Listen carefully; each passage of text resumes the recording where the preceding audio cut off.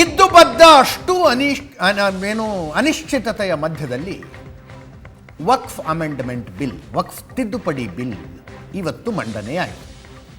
ಕೇಂದ್ರ ಸಚಿವ ಕಿರಣ್ ರಿಜಿಜು ಮಂಡನೆ ಮಾಡೋದು ಒಂದು ರೀತಿ ಹಿಸ್ಟಾರಿಕಲ್ ಮೂಮೆಂಟ್. ಇದು ಹಿಸ್ಟಾರಿಕಲ್ ಮೂಮೆಂಟು. ವಿಪಕ್ಷಗಳ ವಿರೋಧ ಇದೆ, ಇದು ಯಾವ ಕಾರಣಕ್ಕೂ ಬರಬಾರ್ದು ಅಂತ, ಶತಾಯಗತಾಯ ಈ ತಿದ್ದುಪಡಿಯನ್ನು ಮಾಡೇ ತೀರ್ತೀವಿ ಅಂತ ಸರ್ಕಾರ ಹೊರಟಿದೆ, NDA ಸರ್ಕಾರ ಹೊರಟಿದೆ. ಇದರ ಮಧ್ಯದಲ್ಲಿ ನಾನು ಇಂಟ್ರಡಕ್ಷನ್ನಲ್ಲೇ ಹೇಳ್ತಾ ಇದ್ದೆ, ನನ್ನ ವಿಪರೀತ ಚರ್ಚೆ ಮಾಡಿದ್ದೀವಿ ನಾವು. ಆ ನಂಬರು ಈ ನಂಬರು ತೋರಿಸಿ ಲೆಕ್ಕಾಚಾರ, ಹಾಗಾದರೆ ಹೆಂಗಾಗತ್ತೆ, ಹಿಂಗಾದರೆ ಹಿಂಗಾಗತ್ತೆ ಅಂತ ಮಾತಾಡಿದ್ದು. ಕೊನೆಯಲ್ಲೊಂದು ಮಾತು ಹೇಳಿದ್ದೆ. ಅಲ್ಲೊಬ್ಬ ಅಮಿತ್ ಶಾ ಕೂತ್ಕೊಂಡಿದ್ದಾರೆ. ಮಿತ್ರ ಪಕ್ಷಗಳ ಸಂಸದರನ್ನು ಕರೆದು ಮಾತಾಡಿಸ್ತಿದ್ದಾರೆ. ಹಂಗಿದ್ದಾಗ ಈ ಬಿಲ್ ಬಿದ್ದು ಹೋಗುತ್ತಾ? ಪ್ರಶ್ನೆನೇ ಇಲ್ಲ ಅಂತ ಹೇಳಿದ್ದೆ ನಾನು. ಅಮಿತ್ ಶಾ ಕೂತ್ಕೊಂಡು ಹ್ಯಾಂಡಲ್ ಮಾಡ್ತೀನಿ ಅಂತ ನಿಂತ್ಕೊಂಡಾಗ ಇದು ಪಾಸ್ ಆಗೇ ಆಗುತ್ತೆ, 100% ಆಗುತ್ತಿದ್ದು ಅಂತ. ಸುಮ್ಮನೆ ಎಲ್ಲ ಹಿಂಗೆ ಬಿಲ್ ಥರ ನಿರ್ಧಾರ ಮಾಡೋದಿಲ್ಲರಿ. ಸರ್ಕಾರ ಏನಾಗಬೇಕು? ಮಂಡಿಸಿದ ಬಿಲ್ಗಳು ಬಿದ್ದು ಹೋಗ್ಬಿಟ್ರೆ ಸರ್ಕಾರ ಏನಾಗಬೇಕು? ಬಹುಮತ ಇಲ್ಲ ಅಂತ ಆಗ್ಬಿಡುತ್ತೆ ಸರ್ಕಾರಕ್ಕೆ. ಇದು ಪಾಸ್ ಆಗುತ್ತೆ ಅಂತ ಗೊತ್ತಿತ್ತು. ಆದರೆ JDUದ ನಿತೀಶ್ ಕುಮಾರು, ನೀವೇನೋ ಮಾಡ್ತೀರಪ್ಪ, ಇಲ್ಲಿ ನಮ್ಮಲ್ಲಿ ವಿಧಾನಸಭಾ ಚುನಾವಣೆ ಇದೆ, ಮುಸ್ಲಿಂ ಓಟ್ಗಳು ಏನಾಗಬೇಕು ಅಂತ ನಿಂತ್ಕೊಂಡಿದ್ರು. ಆಂಧ್ರ ಪ್ರದೇಶದಲ್ಲಿ ಚಂದ್ರಬಾಬು ನಾಯ್ಡು ಅವ್ರಿಗೂ ಮುಸ್ಲಿಂ ಓಟ್ಗಳದ್ದೇ ಚಿಂತೆ. ದೊಡ್ಡ ಪ್ರಮಾಣದಲ್ಲಿ ಮುಸ್ಲಿಂ ಮತದಾರರಿದ್ದಾರೆ ಅಲ್ಲಿ.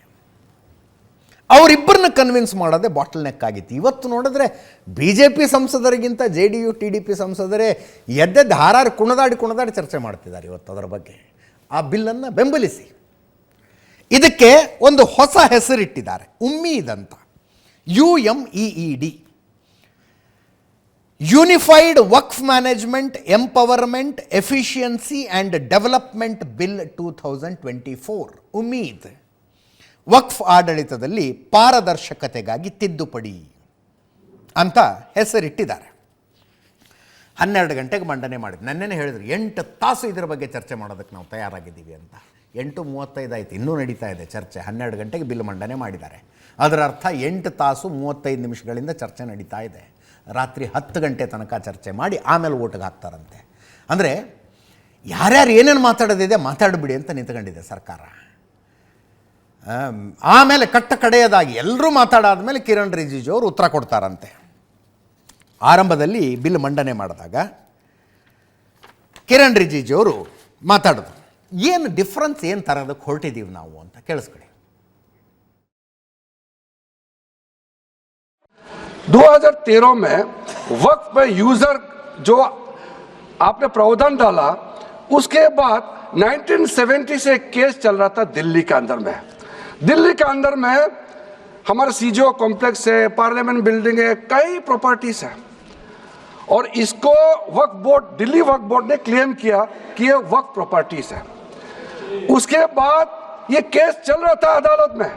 उस समय UPA सरकार ने पूरा सारा जमीन को डी नोटिफाई करके वक्फ बोर्ड को दे दिया। 123 प्रॉपर्टी। अगर आज हम ये संशोधन लेके नहीं आते तो जिस सदन में हम बैठे हैं, ये पार्लियामेंट बिल्डिंग, इसको भी क्लेम किया जा रहा था। एयरपोर्ट, बसंत विहार, और अगर नरेंद्र मोदी जी का सरकार नहीं आते, अगर UPA का सरकार कंटिन्यू रहता, तो क्या क्या बिल्डिंग को डी नोटिफाई किया जाना था। 123 प्रॉपर्टी को तो डी नोटिफाई किया। मैं रिकॉर्ड में कह रहा हूं, अपने मन से कुछ नहीं कह रहा हूं, मैं ऑफिशियल रिकॉर्ड का बात बता रहा हूं। अध्यक्ष महोदय, इलेक्शन आने वाला था, बहुत ही कम दिन बच गए थे। इलेक्शन कोड ऑफ कंडक्ट लगने ही वाला था। हम सबको मालूम है अप्रैल और मई में चुनाव हुआ था। 5 मार्च 2014 को उस समय का UPA सरकार ने 123 प्राइम प्रॉपर्टीज को, जो housing and urban development ministry का तहत आता है, उसको आपने दिल्ली वक्फ बोर्ड को ट्रांसफर कर दिया। क्या जरूरत था? कुछ दिन बाकी था चुनाव होने के लिए, आप इंतजार तो करते। आपने सोचा ये करके वोट मिलेंगे, लेकिन आप तो चुनाव तो हार गए, तो फायदा क्या हुआ?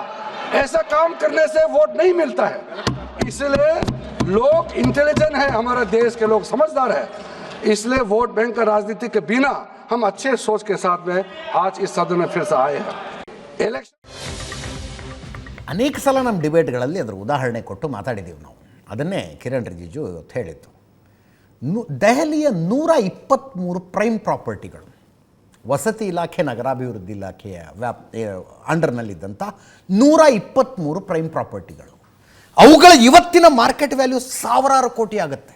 ಸಾವಿರಾರು ಕೋಟಿ ಅಂದರೆ ನೀವು ಬೆಲೆ ಕಟ್ಟಕ್ಕಾಗದೇ ಇರೋ ಆಸ್ತಿ ಇದು, ಇದಕ್ಕೆ ಯಾವೊಂದು ಬೆಲೆ ಕಟ್ತಾನೆ ಅಂತಿರಲ್ಲ, ಅಂಥ ಆಸ್ತಿಗಳು 123. ವಕ್ಫ್ ಬೋರ್ಡ್ ಕ್ಲೇಮ್ ಮಾಡ್ತಾ ಇತ್ತು ಇದು ನಮ್ಮ ಆಸ್ತಿ ನಮ್ಮ ಆಸ್ತಿ ಅಂತ. ಇನ್ನೇನು ಎಲೆಕ್ಷನ್ ಘೋಷಣೆ ಆಗಬೇಕು, ಮನಮೋಹನ್ ಸಿಂಗ್ ಸರ್ಕಾರ ಒಂದು ನೋಟಿಫಿಕೇಶನ್ ಮಾಡಿ ಬಿಟ್ಕೊಟ್ಬಿಡ್ತು ಅದನ್ನು. ಆಯ್ತು ನಿಮ್ಮ ಆಸ್ತಿ ತಾನೇ ಇಟ್ಕೊಳ್ಳಿ ನೀವೇ ಅಂತ. 123 ಪ್ರೈಮ್ ಪ್ರಾಪರ್ಟಿ ರೀ. ಯಾವುದೋ ಒಂದು ಸರ್ಕಾರದ ಆಸ್ತಿಯನ್ನು ಕ್ಲೇಮ್ ಮಾಡೋಕ್ಕೆ ಹೋಗಿ ನೋಡೋಣ ನೀವು, ಸುಮ್ಮನೆ ಬಿಟ್ಬಿಡುತ್ತಾ ಸರ್ಕಾರ, ಬಿಟ್ಕೊಟ್ಟು ಬಿಡುತ್ತಾ ನೋಡೋಣ ಅಂತ. ಬೆಂಗಳೂರಿನ ತುಂಬ ಇವ್ಯಾಕ್ಯುಯೇಷನ್ ಡ್ರೈವ್ ನಡೀತಿಲ್ವಾ ಈಗ? ಸರ್ಕಾರಿ ಆಸ್ತಿಗಳನ್ನು ಯಾರ್ಯಾರು ಒತ್ತುವರಿ ಮಾಡ್ಕೊಂಡಿದ್ದಾರೆ, ಬುಲ್ಡೋಸರ್ ತಗೊಂಡೋಗಿ ಕ್ಲೀನ್ ಮಾಡಿಸ್ತಾ ಇಲ್ವಾ? ದಿನಾ ಪೇಪರ್ ತೆಗೆದು ನೋಡಿದರೆ ಸುದ್ದಿ ಬರುತ್ತೆ, ಇವತ್ತು ಅಷ್ಟು ಕೋಟಿ ಮೌಲ್ಯದ ಆಸ್ತಿ ವಾಪಸ್ ತಗೊಂಡ್ವಿ, ಇವತ್ತು ಇಷ್ಟು ಕೋಟಿ ಮೌಲ್ಯದ ಆಸ್ತಿ ವಾಪಸ್ ತಗೊಂಡ್ವಿ ಅಂತ. ಬಟ್ ಸಾವಿರಾರು ಕೋಟಿ ಮೌಲ್ಯದ ಆಸ್ತಿನ ವಕ್ಫ್ ಬೋರ್ಡಿಗೆ ಬಿಟ್ಕೊಟ್ಟದ್ದು. ಇವತ್ತು ನಾನು ಏನೇನು ಮಾತಾಡ್ತಿದ್ದೀನಲ್ಲ, ಈ ಮಾತುಗಳು ಬಿ ಜೆ ಪಿ ಕಾರ್ಯಕರ್ತರಿಗಲ್ಲ ಅಥವಾ ಹಿಂದುತ್ವ ಸಂಘಟನೆಯ ಕಾರ್ಯಕರ್ತರಿಗಲ್ಲ. ಅವ್ರನ್ನ ಹೊರತುಪಡಿಸಿ ಉಳಿದವರು ಇದಿರಲ್ಲ. ನಿಮಗೆ ಯಾರು ನೀವು ಅಂದರೆ ನಿಮ್ಮನ್ನು ನೀವು ಜಾತ್ಯತೀತರು ಅಂದುಕೊಂಡವರು, ಸರ್ವರಿಗೂ ಸಮಪಾಲು ಸರ್ವರಿಗೂ ಸಮಬಾಳು ಅನ್ನುವ ತತ್ವದಲ್ಲಿ ನಂಬಿಕೆ ಇಟ್ಟವರು, ಇದು ಸರ್ವ ಜನಾಂಗದ ಶಾಂತಿಯ ತೋಟ ಅಂತ ನಂಬುವಂಥವರು, ಸಮಾನತೆಯ ಬಗ್ಗೆ ಮಾತನಾಡುವಂಥವರು, ಅವರನ್ನುದ್ದೇಶಿಸಿ ಮಾತಾಡೋದು. ನಿಮಗಿದು ಸರಿ ಅನ್ನಿಸುತ್ತಾ ಅಂತ? ಈ ದೇಶದಲ್ಲಿ ವಕ್ಫ್ ಹೆಸರಿನಲ್ಲಿ, ವಕ್ಫಿಗೆ ಲಿಮಿಟೆಡ್ ಆಗಿ ಮಾತಾಡೋಣ ಇವತ್ತು, ಯಾಕಂದರೆ ವಕ್ಫ್ ಬಿಲ್ನ ಚರ್ಚೆ ಆಗ್ತಾ ಇದೆ. ವಕ್ಫ್ ಹೆಸರಿನಲ್ಲಿ ವಕ್ಫ್ ಬೋರ್ಡ್ಗಾಗಿ ಏನೇನು ಮಾಡಲಾಯ್ತಲ್ಲ, ಅದನ್ನು ನಾನು ಜಾತ್ಯತೀತರಿಗೆ ಕೇಳ್ತಾ ಇದ್ದೀನಿ, ಸರಿ ಅನಿಸುತ್ತಾ ನಿಮಗೆ? ಇದು ಕರೆಕ್ಟು ಅನಿಸುತ್ತಾ ನಿಮಗೆ? ಮುಂದುವರೆದು ಕಿರಣ್ ರಿಜಿಜು ಮಾತಾಡ್ತಾರೆ. ಸುನ್ನಿ ಶಿಯಾ ವಕ್ಫ್ ಬೋರ್ಡ್ ಮಾತ್ರ ಇತ್ತು, ಮುಸ್ಲಿಮರಲ್ಲೇ ಹಿಂದುಳಿದವರಿಗೆ ನಾವು ಅವಕಾಶ ಕೊಡ್ತಾ ಇದ್ದೀವಿ. ಯಾರೇ ಭಾರತೀಯರಾದರೂ ವಕ್ಫ್ ಬೋರ್ಡ್ಗೆ ಜಮೀನು ದಾನ ಮಾಡಬಹುದು ಅಂತಿತ್ತು. 5 ವರ್ಷ ಕಡ್ಡಾಯವಾಗಿ ಇಸ್ಲಾಮನ್ನು ಫಾಲೋ ಮಾಡಿದವರು ಮಾತ್ರ ಜಮೀನು ದಾನ ಮಾಡಬಹುದು ಅಂತ ನಾವು ಬದಲಾವಣೆ ಮಾಡ್ತಾ ಇದ್ದೀವಿ ಅಂತ ಕಾಂಗ್ರೆಸ್ನವ್ರದ್ದು ಪ್ರತಿರೋಧ ಇರೋದು ಇದಕ್ಕೆ. ಗೌರವ್ ಗೊಗೊಯ್ ಕಾಂಗ್ರೆಸ್ ನಾಯಕರು ಮಾತಾಡ್ತಾರೆ. ಏನದರ ಅರ್ಥ? ಅರೆ ಯಾರು ಬೇಕಾದರೂ ಮಾಡಲಪ್ಪ ದಾನ, ಭಾರತೀಯರಾಗಿರುವವರು ಯಾರಾದರೂ ವಕ್ಫ್ ಬೋರ್ಡ್ಗೆ ಆ ಜಮೀನನ್ನು ದಾನ ಮಾಡಬಹುದು. ಹಂಗಿರುವಾಗ 5 ವರ್ಷ ಕಡ್ಡಾಯವಾಗಿ ಇಸ್ಲಾಮನ್ನು ಫಾಲೋ ಮಾಡಿರಬೇಕು ಅನ್ನೋ ನಿಯಮವನ್ನು ಯಾಕೆ ತರೋದಕ್ಕೆ ಹೊರಟಿದ್ದೀರಿ? ಕಾಂಗ್ರೆಸ್ಸಿನ ಅಬ್ಜೆಕ್ಷನ್ ಅದು. ಅದಕ್ಕೆ ಕಿರಣ್ ರಿಜಿಜು ಉತ್ತರವಾಗಿ ಹೇಳ್ತಾರೆ, ವಕ್ಫ್ನ ಜಮೀನು ಕೇವಲ ಮುಸಲ್ಮಾನರ ಬಳಕೆಗಾಗಿ ಮಾತ್ರ ಇರೋದು, ಅದರ ಬಗ್ಗೆ ಎರಡನೇ ಡೌಟೇ ಇಲ್ಲ. ಆ ಜಮೀನು ಕೇವಲ ಮುಸಲ್ಮಾನರಿಗಾಗಿ, ದಾನ ಯಾರು ಕೊಡಬಹುದು, ಅವರು ಮುಸಲ್ಮಾನರಾಗಿರಲೇಬೇಕಿಲ್ಲ ಅಂದರೆ ಹೆಂಗೆ ಅಂತ ಕೇಳಿಸ್ಕೊಳ್ಳಿ ಅದನ್ನ. कुछ एनोमलीज है इस बिल में, तो इसको बदलना जरूरी था. मैंने एक पहले भी इसका जिक्र किया था कि आपने कहा कोई भी हिंदुस्तानी, कोई भी भारतीय वक्फ क्रिएट कर सकता है. वो 95 में ऐसा नहीं था, आपने 13 में बदलाव किया. उसको हमने फिर से 1995 का प्रावधान को फिर से रिवाइव करते हुए ये हमने जोड़ा है कि वक्फ वही क्रिएट कर सकता है जो मिनिमम 5 साल इस्लाम को प्रैक्टिस करता है. बहुत साफ साफ शब्दों में प्रावधान रखा है. सर, जो वक्फ बोर्ड बने हैं हम उसको बहुत ही सेकुलर इंक्लूसिव बनाना चाहते हैं. आपका पुराना प्रावधान को हटा करके अब हमने कहा है कि वक्फ बोर्ड में शिया भी रहेंगे, सुन्नी भी रहेंगे, बोहरास भी रहेंगे, आगा खानिस भी रहेंगे, मुसलमानों में जो बैकवर्ड है, पिछड़े लोग हैं वो भी रहेंगे, और साथ साथ में महिला भी रहेंगे और एक्सपर्ट नॉन मुस्लिम भी रहने का प्रावधान रखा गया है. सब स्वागत करना चाहिए, इसको किसी को आपत्ति होने का कोई जरूरत नहीं है. कि नया एक बिल लाने की जरूरत है. मैं तो बस इतना ही पूछना चाहूंगा कि ये bill ministry of minority affairs ने बनाया या किसी और दूसरे विभाग ने बनाया? कहां से आया ये बिल? कहां से आया? संविधान के पक्ष में है। किस प्रकार से ये संविधान के विरोध में है सर, मैं बताना चाहूंगा। आर्टिकल इसका जो क्लॉज 3RA है और 3R1 है। इसका 3RA क्या है सर? 3RA ये कहता है any person showing or demonstrating that he is practising Islam. आज देश में अल्पसंख्यकों की ऐसी दशा हो गई कि आज सरकार को अपना धर्म का सर्टिफिकेट देना पड़ेगा। कितनी दुख की बात है कि भारत एक सनातन धर्म का एक देश, 7000 पुराना, उससे भी पुराना ये देश, जिसमें हर धर्म और हर संस्कृति, हर परंपरा को हम सम्मान करते हैं। आज सरकार को ये हमें सर्टिफिकेट देना पड़ेगा कि हम किस धर्म को हम विश्वास रखते हैं। क्या ये दूसरे धर्मों से इस प्रकार का सर्टिफिकेट मांगेंगे कि आपका 5 साल हुआ या नहीं हुआ? ये सिर्फ इसी बिल में क्यों? ये संविधान के विरोध में नहीं है कि नया एक ಗೌರವ್ ಗೊಗೊಯ್ ಕಾಂಗ್ರೆಸ್ಸಿನ ಸಂಸದರು ಕೇಳ್ತಾರೆ, ವಕ್ಫ್ ಬೋರ್ಡಿಗೆ ಅಥವಾ ವಕ್ಫ್ ಒಂದು ಜಮೀನನ್ನು ವಕ್ಫ್ ಮಾಡಬೇಕು, ಒಂದು ಪ್ರಾಪರ್ಟಿಯನ್ನು, ಅಂದರೆ ಧರ್ಮದ ಸರ್ಟಿಫಿಕೇಟ್ ತೋರಿಸ್ಬೇಕಾ? ಧರ್ಮದ ಸರ್ಟಿಫಿಕೇಟ್ ತೋರಿಸ್ಬೇಕಾ? ಸನಾತನ ಧರ್ಮವನ್ನು ಪಾಲಿಸುವ ಭಾರತದಲ್ಲಿ, 7000 ವರ್ಷಗಳ ಹಿಂದಿನ ಸನಾತನ ಧರ್ಮವನ್ನು ಪಾಲಿಸುವ ಭಾರತದಲ್ಲಿ ಅಂತ ಕಾಂಗ್ರೆಸ್ಸಿನ ಸಂಸದರು ಕೇಳಿದ್ರು. ಧರ್ಮದ ಸರ್ಟಿಫಿಕೇಟ್ ತೋರಿಸ್ಬೇಕಾ ಅಂತ.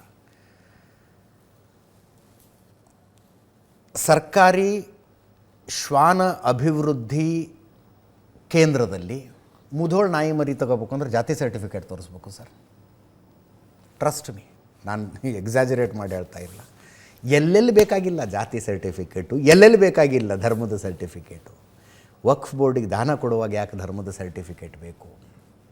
ಫಸ್ಟು ಜಾತಿ ಸರ್ಟಿಫಿಕೇಟು, ಧರ್ಮದ ಸರ್ಟಿಫಿಕೇಟ್ ಇಲ್ಲದೆ ಟಿಕೆಟ್ ಕೊಡೋಕ್ಕೆ ಶುರು ಮಾಡಬೇಕು. ಆಮೇಲೆ ವಕ್ಫ್ನ ವಿಷಯಕ್ಕೆ ಬರಬಹುದಪ್ಪ. ಆಮೇಲೆ ವಕ್ಫ್ನ ವಿಷಯಕ್ಕೆ ಗೌರವ್ ಗೊಗೊಯ್ ಅವರು ಇಷ್ಟು ಮಾತಾಡಿದ್ರು. ಅನುರಾಗ್ ಠಾಕೂರು, BJP ಸಂಸದರು ಮತ್ತು ಸಚಿವರು, ಇನ್ನೊಂದು ಇದು ಬೋರ್ಡ್ನ ಜಾತ್ಯತೀತವನ್ನಾಗಿ ಮಾಡಿದ್ದೀವಿ ಅಂತ ಹೇಳಿದ್ರಲ್ಲ, ಅದೊಂದು ಎಕ್ಸ್ಪ್ಲೇನ್ ಮಾಡಿಬಿಡುತ್ತೆ. ಕೇಂದ್ರ ವಕ್ಫ್ ಕಮಿಟಿಯಲ್ಲಿ ಟೋಟಲ್ 21 ಜನ ಇರ್ತಾರೆ. ಕೇಂದ್ರ ಸಚಿವರು ಒಬ್ಬರು, ಮುಸ್ಲಿಮೇತರರು 4. ಕೇಂದ್ರ ಸಚಿವರಾಗಿರುವಂಥವ್ರು ಅಧ್ಯಕ್ಷರಾಗಿರ್ತಾರೆ. ಸಂಸದರು 3 ಜನ, 10 ಜನ ಮುಸ್ಲಿಂ ಸದಸ್ಯರು. ಆ 10ರ ಪೈಕಿ 2 ಮಹಿಳೆಯರಾಗಿರಲೇಬೇಕು. ಇಲ್ಲಿ ತನಕ ವಕ್ಫ್ ಬೋರ್ಡ್ನಲ್ಲಿ ಮಹಿಳೆಯರಿಗೆ ಅವಕಾಶ ಇರಲಿಲ್ಲ. 10 ಮುಸ್ಲಿಂ ಸದಸ್ಯರ ಪೈಕಿ 2 ಮುಸ್ಲಿಂ ಮಹಿಳೆಯರಾಗಿರಲೇಬೇಕು. ನಿವೃತ್ತ ಜಡ್ಜ್ಗಳಿಬ್ಬರು, ವಕೀಲರು ಒಬ್ಬರು. ಹೆಚ್ಚುವರಿ ಕಾರ್ಯದರ್ಶಿ ಮತ್ತು ಜಂಟಿ ಕಾರ್ಯದರ್ಶಿಗಳ ಸರ್ಕಾರದಿಂದ ಇರ್ತಾರೆ. ಇನ್ನು ರಾಜ್ಯ ವಕ್ಫ್ ಬೋರ್ಡ್ನಲ್ಲಿ 11 ಜನ ಇರ್ತಾರೆ. ಒಬ್ಬರು ಅಧ್ಯಕ್ಷರು, ಒಬ್ಬರು ಸಂಸದರು, ಒಬ್ಬರು ಶಾಸಕರು, 2 ಮುಸ್ಲಿಮೇತರರು, ಮುಸ್ಲಿಮರ ಹೊರತುಪಡಿಸಿ ಬೇರೆಯವರು. ಮುಸ್ಲಿಂ ಸದಸ್ಯರ 4 ಜನ, ವಕೀಲರು ಒಬ್ಬರು, ಜಂಟಿ ಕಾರ್ಯದರ್ಶಿ ಒಬ್ಬರು. ಅಬ್ಜೆಕ್ಷನ್ ಬರ್ತಾ ಇರೋದು ವಕ್ಫ್ ಬೋರ್ಡ್ನಲ್ಲಿ ಮುಸ್ಲಿಮರು ಅಲ್ಲದೆ ಇರೋರಿಗೆ ಏನು ಕೆಲಸ ಅಂತ. ಈ ಪ್ರಶ್ನೆಯನ್ನು ಮುಸ್ಲಿಂ ಸಂಘಟನೆಗಳು ಕೇಳ್ತಾ ಇದ್ದಾವೆ, ಮುಸ್ಲಿಂ ಇಂಡಿವಿಜುವಲ್ಸ್ ಕೇಳ್ತಾ ಇದ್ದಾರೆ. ಐ ಥಿಂಕ್ ನಿನ್ನೆ ನಮ್ಮ ಕರ್ನಾಟಕದಿಂದ BK ಹರಿಪ್ರಸಾದ್ ಅವರು ಕೇಳಿದರು, ವಿಧಾನ ಪರಿಷತ್ ಸದಸ್ಯರು. ದೇವಸ್ಥಾನದ ಕಮಿಟಿಯಲ್ಲಿ ಮುಸ್ಲಿಮರನ್ನು ಸೇರಿಸ್ಕೊತೀವ? ಹಂಗಿದ್ಮೇಲೆ ವಕ್ಫ್ ಬೋರ್ಡ್ನಲ್ಲಿ ಯಾಕೆ ಹಿಂದೂಗಳಿರಬೇಕು ಅಥವಾ ಮುಸ್ಲಿಮೇತರರಿರಬೇಕು ಅಂತ ಪ್ರಶ್ನೆ. ಲಾಜಿಕಲಿ ಕರೆಕ್ಟೇ ಅನಿಸುತ್ತೆ. ಆದರೆ ಇದು ಮಸೀದಿ ಬೋರ್ಡ್ ಅಲ್ಲ, ಇದು ಕನ್ಫ್ಯೂಸ್ ಮಾಡ್ಕೋಬೇಡಿ. ಮಸೀದಿ ಒಂದು ಧಾರ್ಮಿಕ ಸ್ಥಳ, ಪ್ರಾರ್ಥನಾ ಸ್ಥಳ. ಅಲ್ಲಿ ಧಾರ್ಮಿಕ ಕೆಲಸಗಳು ನಡೀತವೆ. ಅಲ್ಲಿ ಆ ಧರ್ಮವನ್ನು ನಂಬದೇ ಇರುವವ್ರನ್ನ ಯಾರನ್ನೂ ಹೋಗಿ ಸೇರಿಸಿದ್ರೆ ಅನ್ಯಾಯ ರೀ, ಇದು ಮಾಡಬಾರ್ದು. ಯಾವುದು ಮಸೀದಿ ಕಮಿಟಿಯಲ್ಲಿ ಹಿಂದೂಗಳನ್ನ ಯಾರನ್ನೂ ಸೇರ್ಸಕ್ಕೆ ಹೋಗಬಾರ್ದು. ಬಟ್ ವಕ್ಫ್ ಬೋರ್ಡ್ ಧಾರ್ಮಿಕ ಸಂಸ್ಥೆಯ? ಇದರಲ್ಲಿ ಮುಸಲ್ಮಾನರು ಮಾತ್ರ ಇರಬೇಕು ಅನ್ನೋದಾದರೆ ವಕ್ಫ್ ಬೋರ್ಡ್ ಬರೀ ಮುಸಲ್ಮಾನರ ಆಸ್ತಿನಷ್ಟೇ ಕ್ಲೇಮ್ ಮಾಡಬೇಕಪ್ಪ. ಮುಸಲ್ಮಾನರಲ್ಲದೇ ಇರುವವರ ಆಸ್ತಿಯನ್ನು ಕ್ಲೇಮ್ ಮಾಡೋಂಗಿಲ್ಲ. ಒಪ್ಕೊಳ್ತೀರಾ ಈ ಕಂಡೀಷನನ್ನು? ಕ್ಲೇಮ್ ಮಾಡೋದು ಜಾತ್ಯತೀತವಾಗಿ ಕ್ಲೇಮ್ ಮಾಡೋದು. ಹಿಂದೂಗಳ ಆಸ್ತಿನೂ ನಮ್ಮದೇ, ಕ್ರಿಶ್ಚಿಯನ್ರ ಆಸ್ತಿನೂ ನಮ್ಮದೇ. ಏನೂ ಎಕ್ಸಾಜರೇಷನ್ ಹೇಳ್ತಾ ಇಲ್ಲ ನೀವು. ಹಿಂದೂಗಳಲ್ಲಿ ಸಕಲ ಸಮುದಾಯವು, ಎಲ್ಲ ಜಾತಿಗಳವರ ಆಸ್ತಿನೂ ನಮ್ಮದೇ. ಹಂಗಿದ್ದ ಮೇಲೆ ವಕ್ಫ್ ಬೋರ್ಡ್ನಲ್ಲಿ ಯಾಕೆ ಹಿಂದೂಗಳು ಬೇಕು? ಯಾರ್ದ್ರಿ ರಿಪ್ರೆಸೆಂಟೇಷನ್ನು? ಅಂದರೆ ವಕ್ಫ್ ಬೋರ್ಡ್ ತೀರ್ಮಾನ ಮಾಡುತ್ತಿದೆ ಯಾವುದೋ ಒಂದು ಆಸ್ತಿ ನಮ್ಮದು ಅಂತ. ವಕ್ಫ್ ಬೋರ್ಡ್ ತೀರ್ಮಾನ ಮಾಡಿಬಿಡುತ್ತೆ, ಸರ್ವೆ ಮಾಡಿಸುತ್ತೆ, ಹೌದು ಅಂತ. ಕಾನೂನಲ್ಲೇ ವಿಚಿತ್ರವಾಗಿದೆ. If you have a reason to believe ಅಂತ ಬರೀತಾರೆ ಅದರಲ್ಲಿ. ಏನದರ ಅರ್ಥ? ನಂಬುವುದಕ್ಕೆ ಕಾರಣಗಳಿದ್ದಾಗ ಅಂತಂದರೆ. ನಂಬುವುದಕ್ಕೆ ಕಾರಣಗಳಿದ್ದಾಗ ವಕ್ಫ್ ಬೋರ್ಡ್ ಹೇಳ್ಬಿಡುತ್ತೆ ಇಲ್ಲ ಇದು ಆಸ್ತಿ ನಮ್ಮದು ಅಂತ. ಆಸ್ತಿದೊಂದು ಲಿಸ್ಟ್ ಮಾಡಿ ಸರ್ಕಾರಕ್ಕೆ ಕೊಡ್ತಾರೆ, ಸರ್ಕಾರದವ್ರು ಗೆಜೆಟ್ ನೋಟಿಫಿಕೇಶನ್ ಮಾಡಿಬಿಡ್ತಾರೆ. ಮಾಡಬೇಕು, ಮಾಡಲೇಬೇಕು, ಕಾನೂನು ಇರೋದು ಹಾಗೆ. ಅರೆ ಯಾವ ಆಧಾರದ ಮೇಲೆ, ಏನು ಡಾಕ್ಯುಮೆಂಟ್ ಇದೆ? ಪ್ರಶ್ನೆ ಬರೋದು ಅಲ್ವಾ? ಅನುರಾಗ್ ಠಾಕೂರ್ ಅವ್ರದ್ದೊಂದು ಹೇಳಿಕೆಯನ್ನು ಕೇಳಿಸಿ ಮುಂದಿನ ಸುದ್ದಿಗೆ ಹೋಗ್ತೀನಿ ನಾನು. ಅನುರಾಗ್ ಠಾಕೂರ್ ಅವರು ಮಾತಾಡ್ತಾ ಮಲ್ಲಿಕಾರ್ಜುನ್ ಖರ್ಗೆ ಅವರ ಹೆಸರು ತಂದುಬಿಟ್ರು. ಕರ್ನಾಟಕದಲ್ಲಿ ವಕ್ಫ್ ಹಗರಣದಲ್ಲಿ ಮಲ್ಲಿಕಾರ್ಜುನ್ ಖರ್ಗೆ ಅವರ ಹೆಸರಿದೆ ಅಂತ. ವಿಪಕ್ಷಗಳ ತೀವ್ರ ವಿರೋಧದ ನಂತರ ನಾನು ನನ್ನ ಹೇಳಿಕೆಯನ್ನು ಅವರ ಹೆಸರನ್ನು ವಾಪಸ್ ತಗೋತೀನಿ ಅಂತಂದರು. ಕೇಳಿಸ್ಕೊಳ್ಳಿ. ये ऐसा कौन सा कानून है जिसके खिलाफ आप कोर्ट भी नहीं जा सकते? ये कौन सा ऐसा कानून है जो संविधान से भी ऊपर है? इसका नाम वक्फ है, जो कांग्रेस के समय बना है सर। इसने गुरुद्वारे हो, मंदिर हो, घर हो, गांव हो, सब पे कब्जा करने का काम किया है। एक तुगलकी भी फरमान है सेक्शन 40, इसमें दान देने वाला किसी भी धर्म का हो सकता है, लेकिन देखभाल करने वाला मुसलमान ही होना चाहिए। ये मंदिर में तो ऐसा नहीं है। सरकारें मंदिर का, ये कर्नाटक की सरकार है कांग्रेस की, 450 करोड़ रुपया साल का आप इकट्ठा करते हैं, कहां खर्च करते हैं, कौन जवाब देता है उसका? एक एक रुपए का हिसाब आपको देना चाहिए था। क्या किसी मस्जिद का पैसा आपने लिया? क्या किसी वक्फ बोर्ड का पैसा आपने लिया? लेकिन कर्नाटक में जो घोटाले हुए सर, उसमें इनके राष्ट्रीय अध्यक्ष मल्लिकार्जुन खड़गे जी का नाम भी आता है, जहां पर क्या सर मैं लाया हूं सब कुछ, मैं बोल दिया सर ऐसा है। गिवन द डिसीजन निर्णय दे दिया बस। प्लीज सर नाम नहीं लेता सर, मैं नाम वापस ले लेता हूं। ये ऐसा कौन ಮಲ್ಲಿಕಾರ್ಜುನ್ ಖರ್ಗೆ ಅವರ ಹೆಸರನ್ನು ಅನುರಾಗ್ ಠಾಕೂರ್ ಅವರು ವಾಪಸ್ ತಗೊಂಡ್ರು. ಇನ್ನು ಚರ್ಚೆಯಲ್ಲಿ ಅಖಿಲೇಶ್ ಯಾದವ್ ಭಾಗಿಯಾದರು. ಸಮಾಜವಾದಿ ಪಕ್ಷ, ಉತ್ತರ ಪ್ರದೇಶ ಮಾಜಿ ಮುಖ್ಯಮಂತ್ರಿ. ನೇರವಾಗಿ ವಕ್ಫ್ನ ವಿಷಯಕ್ಕಲ್ಲ, ಅಖಿಲೇಶ್ ಯಾದವ್ BJPಯ ಇಂಟರ್ನಲ್ ಪಾಲಿಟಿಕ್ಸನ್ನು ಪ್ರಸ್ತಾಪಿಸಿದ್ರು. ಅಷ್ಟು ದೊಡ್ಡ ಪಕ್ಷಕ್ಕೊಬ್ಬ ಅಧ್ಯಕ್ಷನ ಆಯ್ಕೆ ಮಾಡ್ಕೊಳ್ಳೋಕ್ಕಾಗ್ತಿಲ್ಲ, ಇವರೇನು ವಕ್ಫ್ ಬಿಲ್ ತಿದ್ದುಪಡಿ ಮಾಡ್ತಾರೆ ಅನ್ನೋ ಅರ್ಥದಲ್ಲಿ ಇತ್ತದು. ಒಬ್ಬ ರಾಷ್ಟ್ರೀಯ ಅಧ್ಯಕ್ಷರನ್ನು ಮಾಡ್ಕೊಳ್ಳೋಕ್ಕಾಗ್ತಿಲ್ಲ ಅಂತ. ಅಮಿತ್ ಶಾ ಎದ್ದು ನಿಂತು ಉತ್ತರ ಕೊಟ್ಟರು. ನಿಮ್ಮದೆಲ್ಲ ಸುಲಭ ಸ್ವಾಮಿ, ಡಿಸೈಡೆಡ್ ಇರುತ್ತೆ. ನಮ್ಮ ಮುಂದಿರುವ ಪಕ್ಷಗಳು ಎಲ್ಲವೂ ಒಂದೊಂದು ಕುಟುಂಬದ ಪಕ್ಷಗಳು. ಮುಂದಿನ 25 ವರ್ಷ ಅಖಿಲೇಶ್ ಯಾದವ್ ಅವರೇ ನೀವು ಅಧ್ಯಕ್ಷರಾಗಿರ್ತೀರಿ, ನಮಗೆ ಗೊತ್ತು. ನಮ್ಮದು ಹಂಗಲ್ಲ, 18-19 ಕೋಟಿ ಕಾರ್ಯಕರ್ತರಿದ್ದಾರೆ, ನಮ್ದು ಸ್ವಲ್ಪ ಟೈಮ್ ತಗೊಳತ್ತೆ ಅಂತ ನಗನಗ ತಾನೇ ಉತ್ತರ ಕೊಟ್ಟರು. ಚೆನ್ನಾಗಿತ್ತು, ಅದು ಕೇಳಿಸ್ಕೊಳ್ಳಿ. अध्यक्ष महोदय, मैं ये कहना चाहता हूं, ये जो बिल लाया जा रहा है, भारतीय जनता पार्टी में एक मुकाबला चल रहा है। भारतीय जनता पार्टी के अंदर मुकाबला चल रहा है कि खराब हिंदू कौन बड़ा है। और ये बात अध्यक्ष महोदय मैं ऐसे ही नहीं कह रहा हूं। जो पार्टी ये कहती हो कि दुनिया की सबसे बड़ी पार्टी है, अध्यक्ष महोदय वो अपना राष्ट्रीय अध्यक्ष नहीं चुन पाए अभी तक। अध्यक्ष महोदय, भारतीय जनता पार्टी क्या है? मैं अखिलेश जी ने बहुत हंसते हंसते कहा है, इसको हंसते हंसते जवाब देना। ये सामने जितनी पार्टियां हैं उनका राष्ट्रीय अध्यक्ष उन 5 लोगों को ही चुनना है परिवार के। हमें माननीय अध्यक्ष जी करोड़ों सदस्यों में से 12-13 करोड़ सदस्य प्रक्रिया कर कर चुनना है तो देर लगती है। आपके यहाँ जरा भी देर नहीं लगेगी। मैं कह देता हूं अभी 25 साल तक आप अध्यक्ष हो जाओ, नहीं बदल सकता। अध्यक्ष महोदय, जो बात सोशल मीडिया या और जगह गुपचुप हो रही है, कहीं ऐसा तो नहीं था कि अभी कुछ दिन पहले यात्रा जो हुई है वो कहीं 75 वर्ष की एक्सटेंशन वाली यात्रा तो नहीं थी? अध्यक्ष महोदय, जो बात सोशल मीडिया या और जगह गुपचुप हो रही है। ಮೊನ್ನೆ ಪ್ರಧಾನಿ ನರೇಂದ್ರ ಮೋದಿ ಅವರು ನಾಗಪುರಕ್ಕೆ ಹೋಗಿದ್ರ ಬಗ್ಗೆ ಮಾತಾಡಿದ್ದು. ಇಂಥವೆಲ್ಲ ಆಗ್ತಿರ್ಬೇಕ್ರಿ ಸದನದಲ್ಲಿ, ಇಲ್ಲೇದ್ರೆ ಭಾಳ ಸೀರಿಯಸ್ ಆಗಿಬಿಡುತ್ತೆ. ನಿಮ್ಗೆ ಇಲ್ಲಿ ತನಕ ತೋರಿಸಿದ್ವಿ, ಅಮಿತ್ ಶಾ ಚರ್ಚೆಯಲ್ಲಿ ಆಡಿರುವ ಮಾತುಗಳನ್ನು ಕೇಳಿಸಿಲ್ಲ. ಕರ್ನಾಟಕದ ಉದಾಹರಣೆನೂ ಬಂದು ಹೋತು. ದತ್ತಪೀಠದ ಪ್ರಸ್ತಾಪ ಆಯಿತು, ವಿಜಯಪುರ ಜಿಲ್ಲೆ ಹೊನವಾಡ ಅದರ ಪ್ರಸ್ತಾಪ ಆಯಿತು ಅಮಿತ್ ಶಾ ಭಾಷಣದಲ್ಲಿ. ಹೆಂಗೆ ಕಂಡು ಆಸ್ತಿಗಳನ್ನು ವಕ್ಫ್ನವ್ರು ತಮ್ಮದು ಅನ್ನೋದಕ್ಕೆ ಸಾಧ್ಯ ಅಂತ ಕರ್ನಾಟಕದ್ದೂ ಸೇರಿದಂತೆ ಅನೇಕ ಉದಾಹರಣೆಗಳನ್ನು ಕೊಟ್ಟು ಅಮಿತ್ ಶಾ ಮಾತಾಡಿದರು. ವಕ್ಫ್ ತಿದ್ದುಪಡಿ ಮಸೂದೆ ಉಮ್ಮೀದ್ ಬಗ್ಗೆ ಪಾರ್ಲಿಮೆಂಟ್ನಲ್ಲಿ ಚರ್ಚೆ ಆಗ್ತಾ ಇದೆ. 10 ಗಂಟೆ ತನಕ ಚರ್ಚೆ ನಡೆಯುತ್ತಂತೆ. ಆ ನಂತರ ವೋಟಿಗೆ ಹಾಕ್ತಾರೆ. ಅದೇ ವಿಷಯ ಮಾತಾಡ್ತಾ ಇದ್ವಿ. ಭಾರತದಲ್ಲಿ ವಕ್ಫ್ ಆಸ್ತಿಗಳು ಎಷ್ಟಿದ್ದಾವೆ? 9,40,000 ಎಕರೆ ವಕ್ಫ್ನ ಭೂಮಿ. ಈಗ ಅಂದರೆ ಲಾಸ್ಟ್ ಇಯರ್ ಅಕ್ಟೋಬರ್ನಲ್ಲೇನೋ ವಕ್ಫ್ ಬೋರ್ಡ್ ಕೊಟ್ಟಂಥ ನಂಬರ್ ಇದು, 9,40,000 ಎಕರೆ. ಆಗಸ್ಟ್ನಲ್ಲಿ, ಲಾಸ್ಟ್ ಇಯರ್ ಆಗಸ್ಟ್ನಲ್ಲಿ ಕೊಟ್ಟಿರೋ ಸಂಖ್ಯೆ ಇದು. 2006ರಲ್ಲಿ 1,20,000 ಎಕರೆ ಇತ್ತು ವಕ್ಫ್ನ ಆಸ್ತಿ. 2006. 2009ರಲ್ಲಿ 4 ಲಕ್ಷ ಎಕರೆ ಆಯ್ತದು. 2006ರಿಂದ 9ರ ತನಕ 3 ವರ್ಷದಲ್ಲಿ 3 ಪಟ್ಟಿಗಿಂತ ಜಾಸ್ತಿ ವಕ್ಫ್ನ ಆಸ್ತಿ ಬೆಳೀತು. 3 ವರ್ಷದಲ್ಲಿ 3 ಪಟ್ಟಿಗಿಂತ ಜಾಸ್ತಿ. 1,20,000 ಎಕರೆದ್ದು 3 ಪಟ್ಟು ಅಂದರೆ 3,60,000 ಎಕರೆ ಆಯಿತು. 4 ಲಕ್ಷ ಎಕರೆ ಆಯಿತು ವಕ್ಫ್ನ ಆಸ್ತಿ. 3 ಪಟ್ಟಿಗಿಂತ ಜಾಸ್ತಿ ಬೆಳೀತು. ಈಗ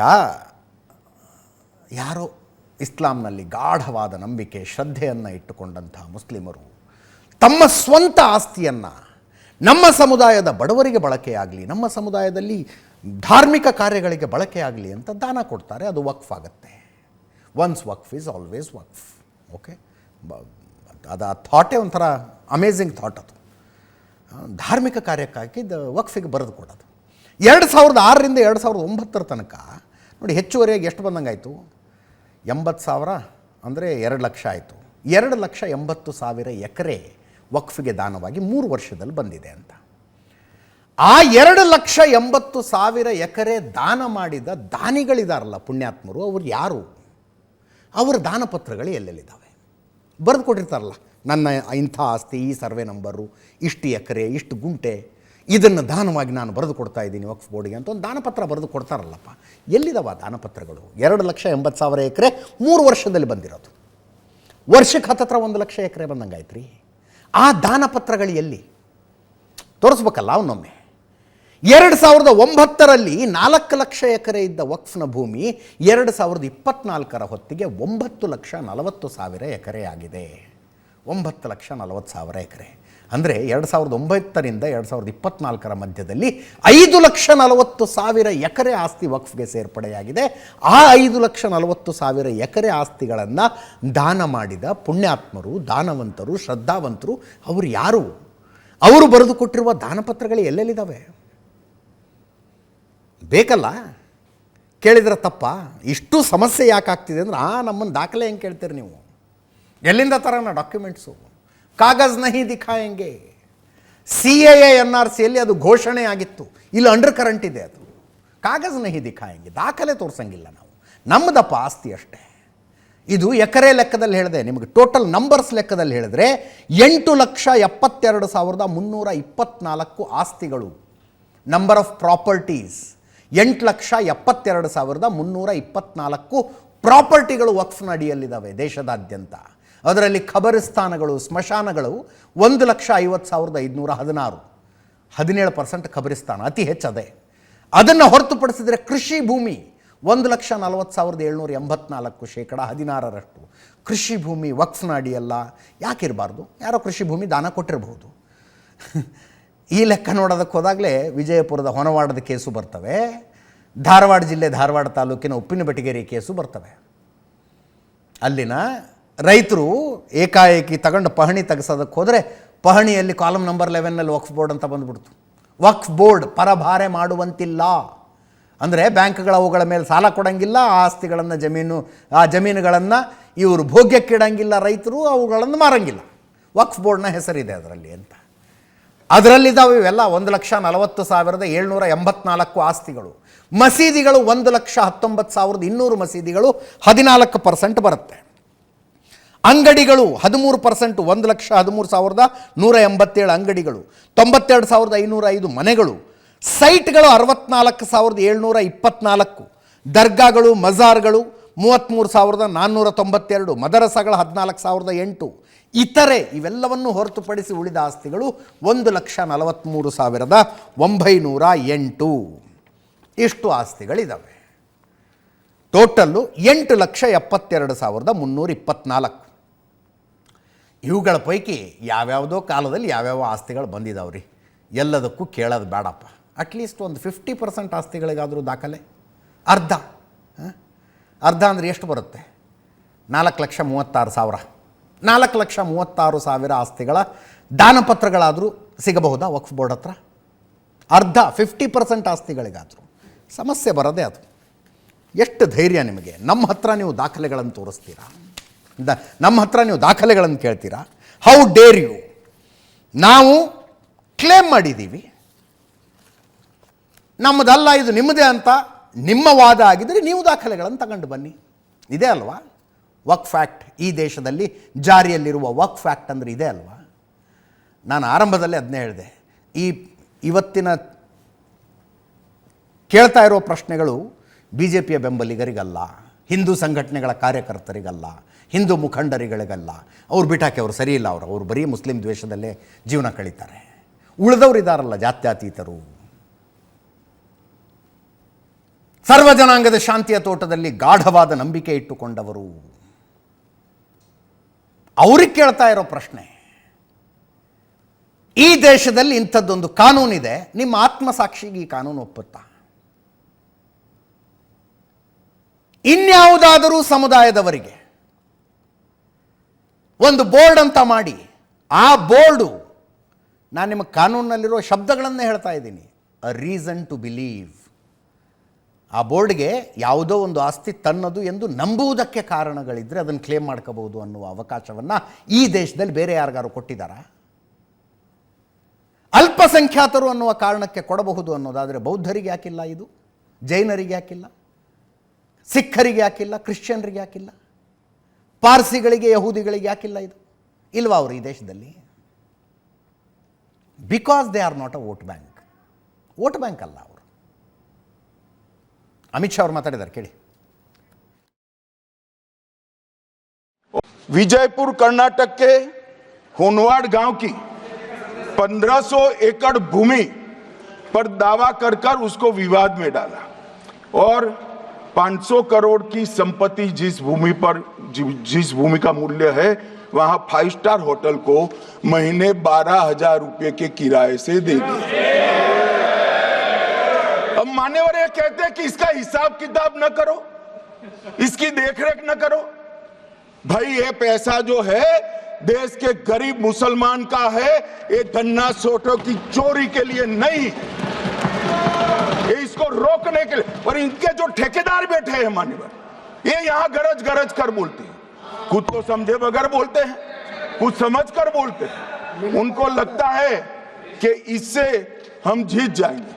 मान्यवर, कर्नाटक में दत्तापीठ के मंदिर पर क्लेम किया, टाली परंबा 75 साल पुराने एक दावे के आधार पर 600 एकड़ जमीन का दावा किया और ईसाई समुदाय की भी ढेर सारी जमीनों पर कब्जा कर लिया गया। विजय ಇಂಥ ಅನೇಕ ಉದಾಹರಣೆಗಳನ್ನು ಅಮಿತ್ ಶಾ ಅವರು ಕೊಟ್ಟರು. ಬೇಸಿಕಲಿ ಪಾಯಿಂಟ್ ಬೈ ಪಾಯಿಂಟ್ ಬೆಳಗಿಂದಲೂ ತೋರಿಸ್ತಾ ಇದ್ದೀವಿ. ಹಿಂದಿನ ಕಾನೂನು ಏನು ಹೇಳ್ತಾ ಇತ್ತು, ಈಗಿನ ಕಾನೂನು, ಈ ಮೋದಿ ಸರ್ಕಾರ ತರೋದಕ್ಕೆ ಹೊರಟಿರುವ ಬದಲಾವಣೆಗಳು ಏನು ಅನ್ನೋದು ಇಷ್ಟೇ ರೀ. ಕಂಡವರ ಆಸ್ತಿಗೆ ಬೇಲಿ ಸುತ್ತೋ ಅಧಿಕಾರ ವಕ್ಫ್ ಬೋರ್ಡಿಗಿತ್ತು. ಕಂಡವರ ಆಸ್ತಿ, ರೀಸನ್ ಟು ಬಿಲೀವ್, ಇದು ನಮ್ಮದು ಅಂತ ನಂಬುವುದಕ್ಕೆ ಕಾರಣಗಳಿದ್ದರೆ ನಮ್ಮದು ಅಂತ ಹೇಳಿಬಿಡ್ಬೋದಿತ್ತು. ಈಗ ನಿಮ್ಮ ಆಸ್ತಿ ನಿಮ್ಮದು, ನೀವೇನು ಟಿ ವಿ ನೋಡ್ತಾ ಇದ್ದೀರಿ, ನಾನು ನ್ಯೂಸ್ ಅವರು ನೋಡ್ತಾ ಇದ್ದೀರಲ್ಲ, ನಿಮ್ಮ ಆಸ್ತಿ ತಮ್ಮದು ಅಂತ ವಕ್ಫ್ ಬೋರ್ಡ್ನವ್ರಿಗೆ ಅನ್ನಿಸ್ಬಿಡ್ತು ಅಂತ ಅನ್ಕೊಳ್ಳಿ. ನಿಮ್ಗೊಂದು ಮಾತಾರೋ ಹೇಳಬೇಕಲ್ಲ, ಒಂದು ನೋಟಿಸ್ ಕೊಟ್ಟು, ಇಲ್ಲ ಇದು ನಮ್ಮ ಆಸ್ತಿ, ನೀವು ಹಿಡಿತ ಸಾಧಿಸಿದ್ದೀರಿ, ನೀವು ಅಕ್ರಮದಲ್ಲಿ ಹಿಡಿತ ಇಟ್ಕೊಂಡು, ಏನು ಹೇಳಬೇಕಾಗಿಲ್ಲ. ವಕ್ಫ್ ಆ್ಯಕ್ಟ್ನಲ್ಲಿ ಇದ್ದಂಥ ಅವಕಾಶ. ಇದನ್ನು ಹೇಳಿ ಹೇಳಿ ಹೇಳಿ ಹೇಳಿ ಇಂಥದ್ದೊಂದು ಕಾನೂನನ್ನು ಈ ದೇಶದಲ್ಲಿ ತಂದ್ರಲ್ಲ, ತಂಪೊತ್ತಿನಲ್ಲಿ ನೆನಪಿಸ್ಕೊತಾ ಇದ್ದೀವಿ ಆ ಪುಣ್ಯಾತ್ಮರನ್ನು. ಉದ್ಧಾರ ಮಾಡಿಬಿಟ್ರಯ್ಯ ಈ ದೇಶನ, ನೀವು ಉದ್ಧಾರ ಮಾಡಿಬಿಟ್ರಿ. ಯಾರದ್ದೋ ಆಸ್ತಿ ಇನ್ಯಾರದ್ದೋ ಕ್ಲೇಮ್ ಮಾಡಬಹುದು, ಅವ್ರು ಹೇಳಬೇಕಾಗಿಲ್ಲ ನನ್ನ ಆಸ್ತಿ ಮೇಲೆ ನಿಮ್ಮ ಹಿಡ್ತಾ ಇದೆ ಅಂತ. ನೀವು ಚೆಕ್ ಮಾಡ್ಕೊತಾ ಇರಬೇಕು, ಈ ಆಸ್ತಿ ನಾನು ತಗೊಂಡಿದ್ದೀನಿ, ವಕ್ಫ್ ಬೋರ್ಡ್ದು ಹೌದಾ ಅಲ್ವಾ ಅಂತ ನೀವು ಚೆಕ್ ಮಾಡ್ಕೊತಾ ಇರಿ. ವಕ್ಫ್ ಬೋರ್ಡಿಗೆ ತನ್ನದು ಅಂತ ಅನಿಸಿದ್ರೆ ಅವರೊಂದು ಲಿಸ್ಟ್ ಮಾಡಿ ರಾಜ್ಯ ಸರ್ಕಾರಕ್ಕೆ ಕೊಡ್ತಾರೆ. ರಾಜ್ಯ ಸರ್ಕಾರ ಗೆಜೆಟ್ ನೋಟಿಫಿಕೇಷನ್ ಹೊರಡಿಸುತ್ತೆ. ಕಾನೂನದು ಗೆಜೆಟ್ ನೋಟಿಫಿಕೇಷನ್ ಹೊರಡಿಸುತ್ತೆ. ಯಾವಾಗೂ ಒಂದು ಸಲ ಗೊತ್ತಾಗತ್ತೆ ನಿಮ್ಗೆ, ಅಯ್ಯೋಯ್ಯೋ ನಮ್ಮ ಆಸ್ತಿಯಲ್ಲಿ ವಕ್ಫ್ ಬೋರ್ಡ್ ಹೆಸರು ಬಂದುಬಿಟ್ಟಿದೆ ಅಂತ. ಆವಾಗ ಉಳಿದವರು ಯಾರೇ ನಿಮ್ಮ ಆಸ್ತಿನ ಕ್ಲೇಮ್ ಮಾಡಿದ್ರು ನೀವು ಕೋರ್ಟಿಗೆ ಹೋಗ್ಬೇಕು. ಇಲ್ಲಿ ವಕ್ಫ್ ಬೋರ್ಡ್ ಹತ್ರ ಹೋಗ್ಬೇಕು, ನೀವು ವಕ್ಫ್ ಬೋರ್ಡ್ ಹತ್ರ ಹೋಗ್ಬೇಕು. ನೀವು ಮುಸ್ಲಿಮೇತರರಾಗಿದ್ದರೆ ನಿಮ್ಮ ಯಾರೊಬ್ಬರು ನಮ್ಮವ್ರು ಯಾರೊಬ್ಬರು ಇದ್ದಾರಪ್ಪ, ಯಾರೂ ಇರಲ್ಲ. ಅಲ್ಲಿರೋರೆಲ್ಲ ಮುಸ್ಲಿಮ್ರೇ, ಇರೋರೆಲ್ಲ ಮುಸ್ಲಿಮ್ರೇ. ಅಲ್ಲಿ ನೀವು ದಾಖಲೆಗಳನ್ನು ಕೊಡಬೇಕು, ವಕ್ಫ್ ಬೋರ್ಡ್ ದಾಖಲೆ ಕೊಡಬೇಕಾಗಿಲ್ಲ. ಅಂತಿಮವಾಗಿ ಎಲ್ಲಿಗೆ ಹೋಗುತ್ತೆ? ವಕ್ಫ್ ಟ್ರಿಬ್ಯುನಲ್ಗೆ ಹೋಗುತ್ತೆ. ಟ್ರಿಬ್ಯುನಲ್ ಮುಂದೆ ವಾದ ಮಂಡನೆ ಮಾಡಬೇಕು, ಇಲ್ಲ ಇದು ನನ್ನ ಆಸ್ತಿ ಅಂತ. ಟ್ರಿಬ್ಯುನಲ್ಲು ಒಪ್ಪದೆ ಹೋದರೆ ಅವಾಗಾದರೂ ಕೋರ್ಟಿಗೆ ಬರಬಹುದಾ? ಇಲ್ಲ, ಕೋರ್ಟ್ನಲ್ಲಿ ಪ್ರಶ್ನೆನೇ ಮಾಡೋಂಗಿಲ್ಲ ಅದನ್ನು. ಮತ್ತು ವಕ್ಫ್ ಟ್ರಿಬ್ಯುನಲ್ಗೆ ಹೋಗ್ಬೇಕು. ಕಟಕನ ಹತ್ರ ಹೋಗಿ ಕುರಿ ನ್ಯಾಯ ಕೇಳ್ತು ಅನ್ನೋದು ಇದಕ್ಕೆ ಅಲ್ವಾ? ಕುರಿ ಕಟಕನ ಹತ್ರ ಹೋಗಿ ನ್ಯಾಯ ಕೇಳೋದು ಅಂದರೆ ಇದೆ ಅಲ್ವಾ? ಅರೆ, ನಿಮ್ಮ ಆಸ್ತಿಯನ್ನು ತಮ್ಮದು ಅಂತ ಕ್ಲೇಮ್ ಮಾಡ್ತಾ ಇರೋರು ಮುಂದೆ ಹೋಗಿ ನಿಂತ್ಕೊಂಡು ನೀವು ನಿಮ್ಮದು ಅಂತ ಬಡದಾಡ್ಬೇಕಂತೆ. ಒಂದು ನ್ಯೂಟ್ರಲ್ ಬಾಡಿ ಬೇಕು ಅಂತ ಅನ್ಸೋದಿಲ್ವಾ ಯಾರಿಗಾದರೂ? ನಾನು ಈ ದೇಶದ ಅಥವಾ ರಾಜ್ಯದ ಜಾತ್ಯತೀತರಿಗೆ ಈ ಪ್ರಶ್ನೆ ಕೇಳ್ತಾ ಇದ್ದೀನಪ್ಪ. ಸೆಕ್ಯುಲರಿಸಮ್ನ ಫ್ಲಾಗ್ ಹಿಡ್ಕೊಂಡು ಓಡಾಡ್ತಿರಲ್ಲ, ನಿಮ್ಮನ್ನು ಈ ಪ್ರಶ್ನೆ ಕೇಳ್ತಾ ಇದ್ದೀನಿ ನಾನು. ಇದನ್ನು ಜಾತ್ಯತೀತತೆ ಅಂತ ಒಪ್ಕೊಳ್ತೀರಾ ನೀವು ಅಥವಾ ಈ ದೇಶದ ಯಾವುದೋ ಒಂದು ಸಂಸ್ಥೆ, ಯಾವುದೋ ಸಂಘ, ಇನ್ನುಳಿದ ಧರ್ಮಗಳು, ಇನ್ನುಳಿದ ಜಾತಿಗಳು, ಆ ಜಾತಿಯ ಸಂಘಟನೆಗಳು, ಎಲ್ರಿಗೂ ಒಂದು ಕಾನೂನು, ಬಟ್ ಒಂದು ಸಮುದಾಯಕ್ಕೆ ಇನ್ನೊಂದು ಕಾನೂನು. ಒಪ್ಕೊಳ್ತೀರಾ ಇದನ್ನು? ನಡ್ಕೊಂಡು ಹೋಗ್ಬೇಕಾ ಇದು? ಸಂವಿಧಾನಕ್ಕೆ ವಿರುದ್ಧ ಅಂತ ವಿಪಕ್ಷಗಳು ನಿಂತ್ಕೊಂಡು ಮಾತಾಡೋದು ನೋಡಿದರೆ ಯಾವ ದಿಕ್ಕಿಗೆ ನಿಂತ್ಕೊಂಡು ನಗಬೇಕು ನನಗೆ ಅರ್ಥ ಆಗೋದಿಲ್ಲ. ಸಂವಿಧಾನಕ್ಕೆ ವಿರುದ್ಧ ತಮಾಷೆ ಮಾಡಿಟ್ಟುಬಿಟ್ಟಿದ್ದೀರಲ್ರಿ ಸಂವಿಧಾನನ. ತಮಾಷೆ ಮಾಡಿಟ್ಟುಬಿಟ್ಟಿದ್ದೀರಿ ನೀವು. ಇಂಥ ಅಸಮಾನತೆಯನ್ನು ಸಂವಿಧಾನ ಒಪ್ಪುತ್ತಾ? ಉತ್ತರ ಕೊಡೋದಕ್ಕೊಬ್ಬರು ಇಲ್ಲ. ವಕ್ಫ್ ಬೋರ್ಡ್ನಲ್ಲಿ ಮಹಿಳೆಯರು ಯಾಕಿರಬಾರ್ದು? ಒಂದು ಲಾಜಿಕಲ್ ಎಕ್ಸ್ಪ್ಲನೇಷನ್ ಕೊಡಿ ನನಗೆ. ಯಾಕಿರಬಾರ್ದು ಮಹಿಳೆಯರು? ಯಾವುದಾದ್ರೂ ಆಸ್ತಿ ವಕ್ಫಿಗೆ ಇದು ತನ್ನದು ಅಂತ ಅನಿಸಿದ್ರೆ ತನ್ನ ಹತ್ರ ಇರೋ ದಾಖಲೆಗಳನ್ನು ತಗೊಂಡು ಡಿ ಸಿ ಹತ್ರ ಯಾಕೆ ಬರಬಾರ್ದು ಅವರು? ಡಿ ಸಿ ಹತ್ರ ಬಂದು, ನೋಡಿ ಸ್ವಾಮಿ, ಇದು ವಕ್ಫ್ ಬೋರ್ಡ್ದು, ಇಂಥ ಶ್ರದ್ಧಾವಂತ ಮುಸಲ್ಮಾನ ನಮಗೆ ದಾನವಾಗಿ ಕೊಟ್ಟಿರುವಂಥ ಜಮೀನಿದು. ಈ ಶ್ರದ್ಧಾವಂತ ಮುಸಲ್ಮಾನ ಕೊಟ್ಟಿರುವ ದಾನದಲ್ಲಿ ಇನ್ಯಾರೋ ತಮ್ಮ ವೈಯಕ್ತಿಕವಾಗಿ ಖಾಸಗಿ ಜೀವನ ನಡೆಸ್ತಿದ್ದಾರೆ. ಯಾರ್ದೋ ಮನೆ ಇದೆ, ಇನ್ಯಾರೋ ಹೋಟೆಲ್ ಕಟ್ಕೊಂಡಿದ್ದಾರೆ, ಇನ್ಯಾರೋ ಬಿಸ್ನೆಸ್ ಮಾಡ್ತಾ ಇದ್ದಾರೆ, ಕೊಡಿಸಿ ಆ ಜಮೀನನ್ನು ನಮಗೆ ಅಂತ ಯಾಕೆ ಜಿಲ್ಲಾಧಿಕಾರಿಗಳ ಹತ್ರ ಬರಬಾರ್ದು?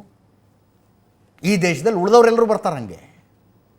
ಈ ದೇಶದಲ್ಲಿ ಉಳಿದವರೆಲ್ಲ ಮ್ಯಾಜಿಸ್ಟ್ರೇಟ್ ಕೋರ್ಟಿಗೆ ಬರ್ತಾರೆ. ಯಾಕೆ ಬರಬಾರ್ದು ಒಂದು ಸಮುದಾಯದವ್ರಿಗೆ ಯಾಕೆ ಎಕ್ಸೆಪ್ಷನ್ನು? ಯಾರು ಉತ್ತರ ಕೊಡ್ತೀರಾ ಇದಕ್ಕೆ?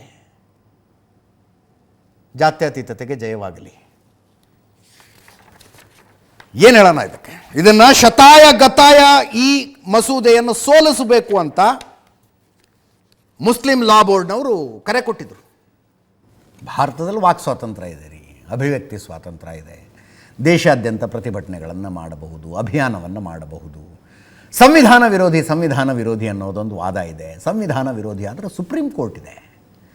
ಪಾರ್ಲಿಮೆಂಟು ಲಾ ಪಾಸ್ ಮಾಡಿಬಿಡ್ತು. ಅದೊಂದು ಜುಡಿಷಿಯಲ್ ಸ್ಕ್ರೂಟಿನಿ ಆಗುತ್ತೆ. ಅದಕ್ಕೆ ಕೋರ್ಟ್ಗೆ ಹೋಗ್ಬೋದು, ಪ್ರಶ್ನೆ ಮಾಡಿ ಅದನ್ನು. ಆರ್ಟಿಕಲ್ 370 ಅಬ್ರೋಗೇಟ್ ಆಗಿದ್ದನ್ನು ಪ್ರಶ್ನೆ ಮಾಡ್ಕೊಂಡು ಹೋಗ್ಲಿಲ್ವಾ ಕೋರ್ಟ್ಗೆ? ಈ ಸರ್ಕಾರ ರಫೇಲ್ ಯುದ್ಧ ವಿಮಾನ ಖರೀದಿಯಲ್ಲಿ ಹಗರಣ ಮಾಡಿದೆ, ತನಿಖೆಗೆ ತಯಾರಿಲ್ಲ, ಕೋರ್ಟ್ಗೆ ಹೋಗಲಿಲ್ವಾ? ಹಂಗಿದು ಹೋಗ್ಬೇಕು ಕೋರ್ಟ್ಗೆ. ಯೋಗಿ ಆದಿತ್ಯನಾಥ್ ಸರ್ವಾಧಿಕಾರಿಯ ರೀತಿಯಲ್ಲಿ ಏನು ಗಲಭೆ ಆದರೂ ಕೂಡ ಗಲಭೆ ಆರೋಪಿಗಳಾಗಿರೋರ ಮನೆಗಳಿಗೆ ಬುಲ್ಡೋಸರ್ ನುಗ್ಗಿಸ್ತಾ ಇದ್ದಾರೆ, ಕೋರ್ಟ್ಗೆ ಹೋಗಲಿಲ್ವಾ? ಕೋರ್ಟ್ನಲ್ಲಿ ನ್ಯಾಯ ಸಿಗ್ತವ್ರೆ ಹಾಗೆ ಹೋದಂಥವ್ರಿಗೆ. ಇದಕ್ಕೂ ಹೋಗ್ಬೋದು ಕೋರ್ಟ್ಗೆ. There is an option, please do that. ಈ ದೃಶ್ಯಗಳನ್ನೇನು ನೋಡ್ತಾ ಇದ್ದೀರಿ, ಭೂಪಾಲ್ನಿಂದ ಬರ್ತಾ ಇರೋದು ಇದು. ಶುಕ್ರಿಯಾ ಮೋದಿ ಅಂತ ಈ ಕಾನೂನನ್ನು ತರ್ತಾ ಇರೋದಕ್ಕೆ ಮೋದಿಗೆ ಧನ್ಯವಾದ ಅಂತ ಮುಸ್ಲಿಂ ಸಮುದಾಯದವರು ಮೋದಿ ಫೋಟೋ ಮೇಲೆ ಗುಲಾಬಿ ಪಕಳೆಗಳನ್ನು ಎರಚಿ ಸಂಭ್ರಮಾಚರಣೆ ಮಾಡೋದು. ಧನ್ಯವಾದ ಶುಕ್ರಿಯಾ ಮೋದಿ ಅಂತ ಪಟಾಕಿ ಹೊಡೆದು.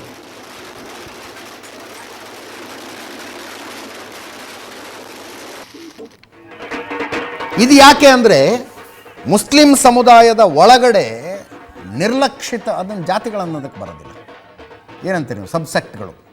ಯಾಕಂದರೆ ಜಾತಿ ವ್ಯವಸ್ಥೆ ಹಿಂದೂಗಳಲ್ಲಿ ಮಾತ್ರ ಇದೆ. ಜಾತಿ ವ್ಯವಸ್ಥೆ, ಅಸ್ಪೃಶ್ಯತೆ, ಜಾತಿ ಭೇದ ಹಿಂದೂಗಳಲ್ಲಿ ಮಾತ್ರ ಇದೆ.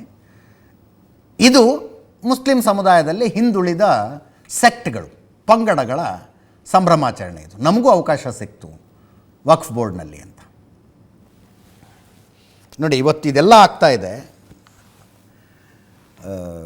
ವಕ್ಫ್ ಬಿಲ್ನ ಮೇಲೆ ಚರ್ಚೆ ನಡೀತಾ ಇದೆ. ಇವತ್ತೇ ಶಿವಮೊಗ್ಗದಲ್ಲಿ ಒಂದು DC ಆಫೀಸ್ ಮುಂದೆನೇ ಇದು 22 ಗುಂಟೆ ಜಾಗ ಅಂತೆ. ಶಿವಮೊಗ್ಗ ಮಹಾನಗರ ಪಾಲಿಕೆ ಡಾಕ್ಯುಮೆಂಟ್ ಇದೆ. 32 ಗುಂಟೆ 30 ಗುಂಟೆ ಡಾಕ್ಯುಮೆಂಟ್ ಪ್ರಕಾರ ಶಿವಮೊಗ್ಗ ಮುನ್ಸಿಪಾಲ್ಟಿ ಜಮೀನು ಜಾಗ 1965ರಲ್ಲಿ ಗೆಜೆಟ್ ನೋಟಿಫಿಕೇಷನ್ ಆಗಿದೆಯಂತೆ ವಕ್ಫ್ ಬೋರ್ಡ್ದು ಅಂತ. ಇವತ್ತು ಬಂದು ಮುಸ್ಲಿಂ ಸಮುದಾಯದವರು ಬೇಲಿ ಹಾಕ್ಬಿಟ್ರು ಇದಕ್ಕೆ. ನೆನ್ನೆ ಆಗಿದ್ದದು.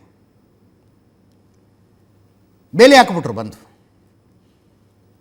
2065ರಲ್ಲಿ ಗೆಜೆಟ್ ನೋಟಿಫಿಕೇಷನ್ ಆಗಿತ್ತು.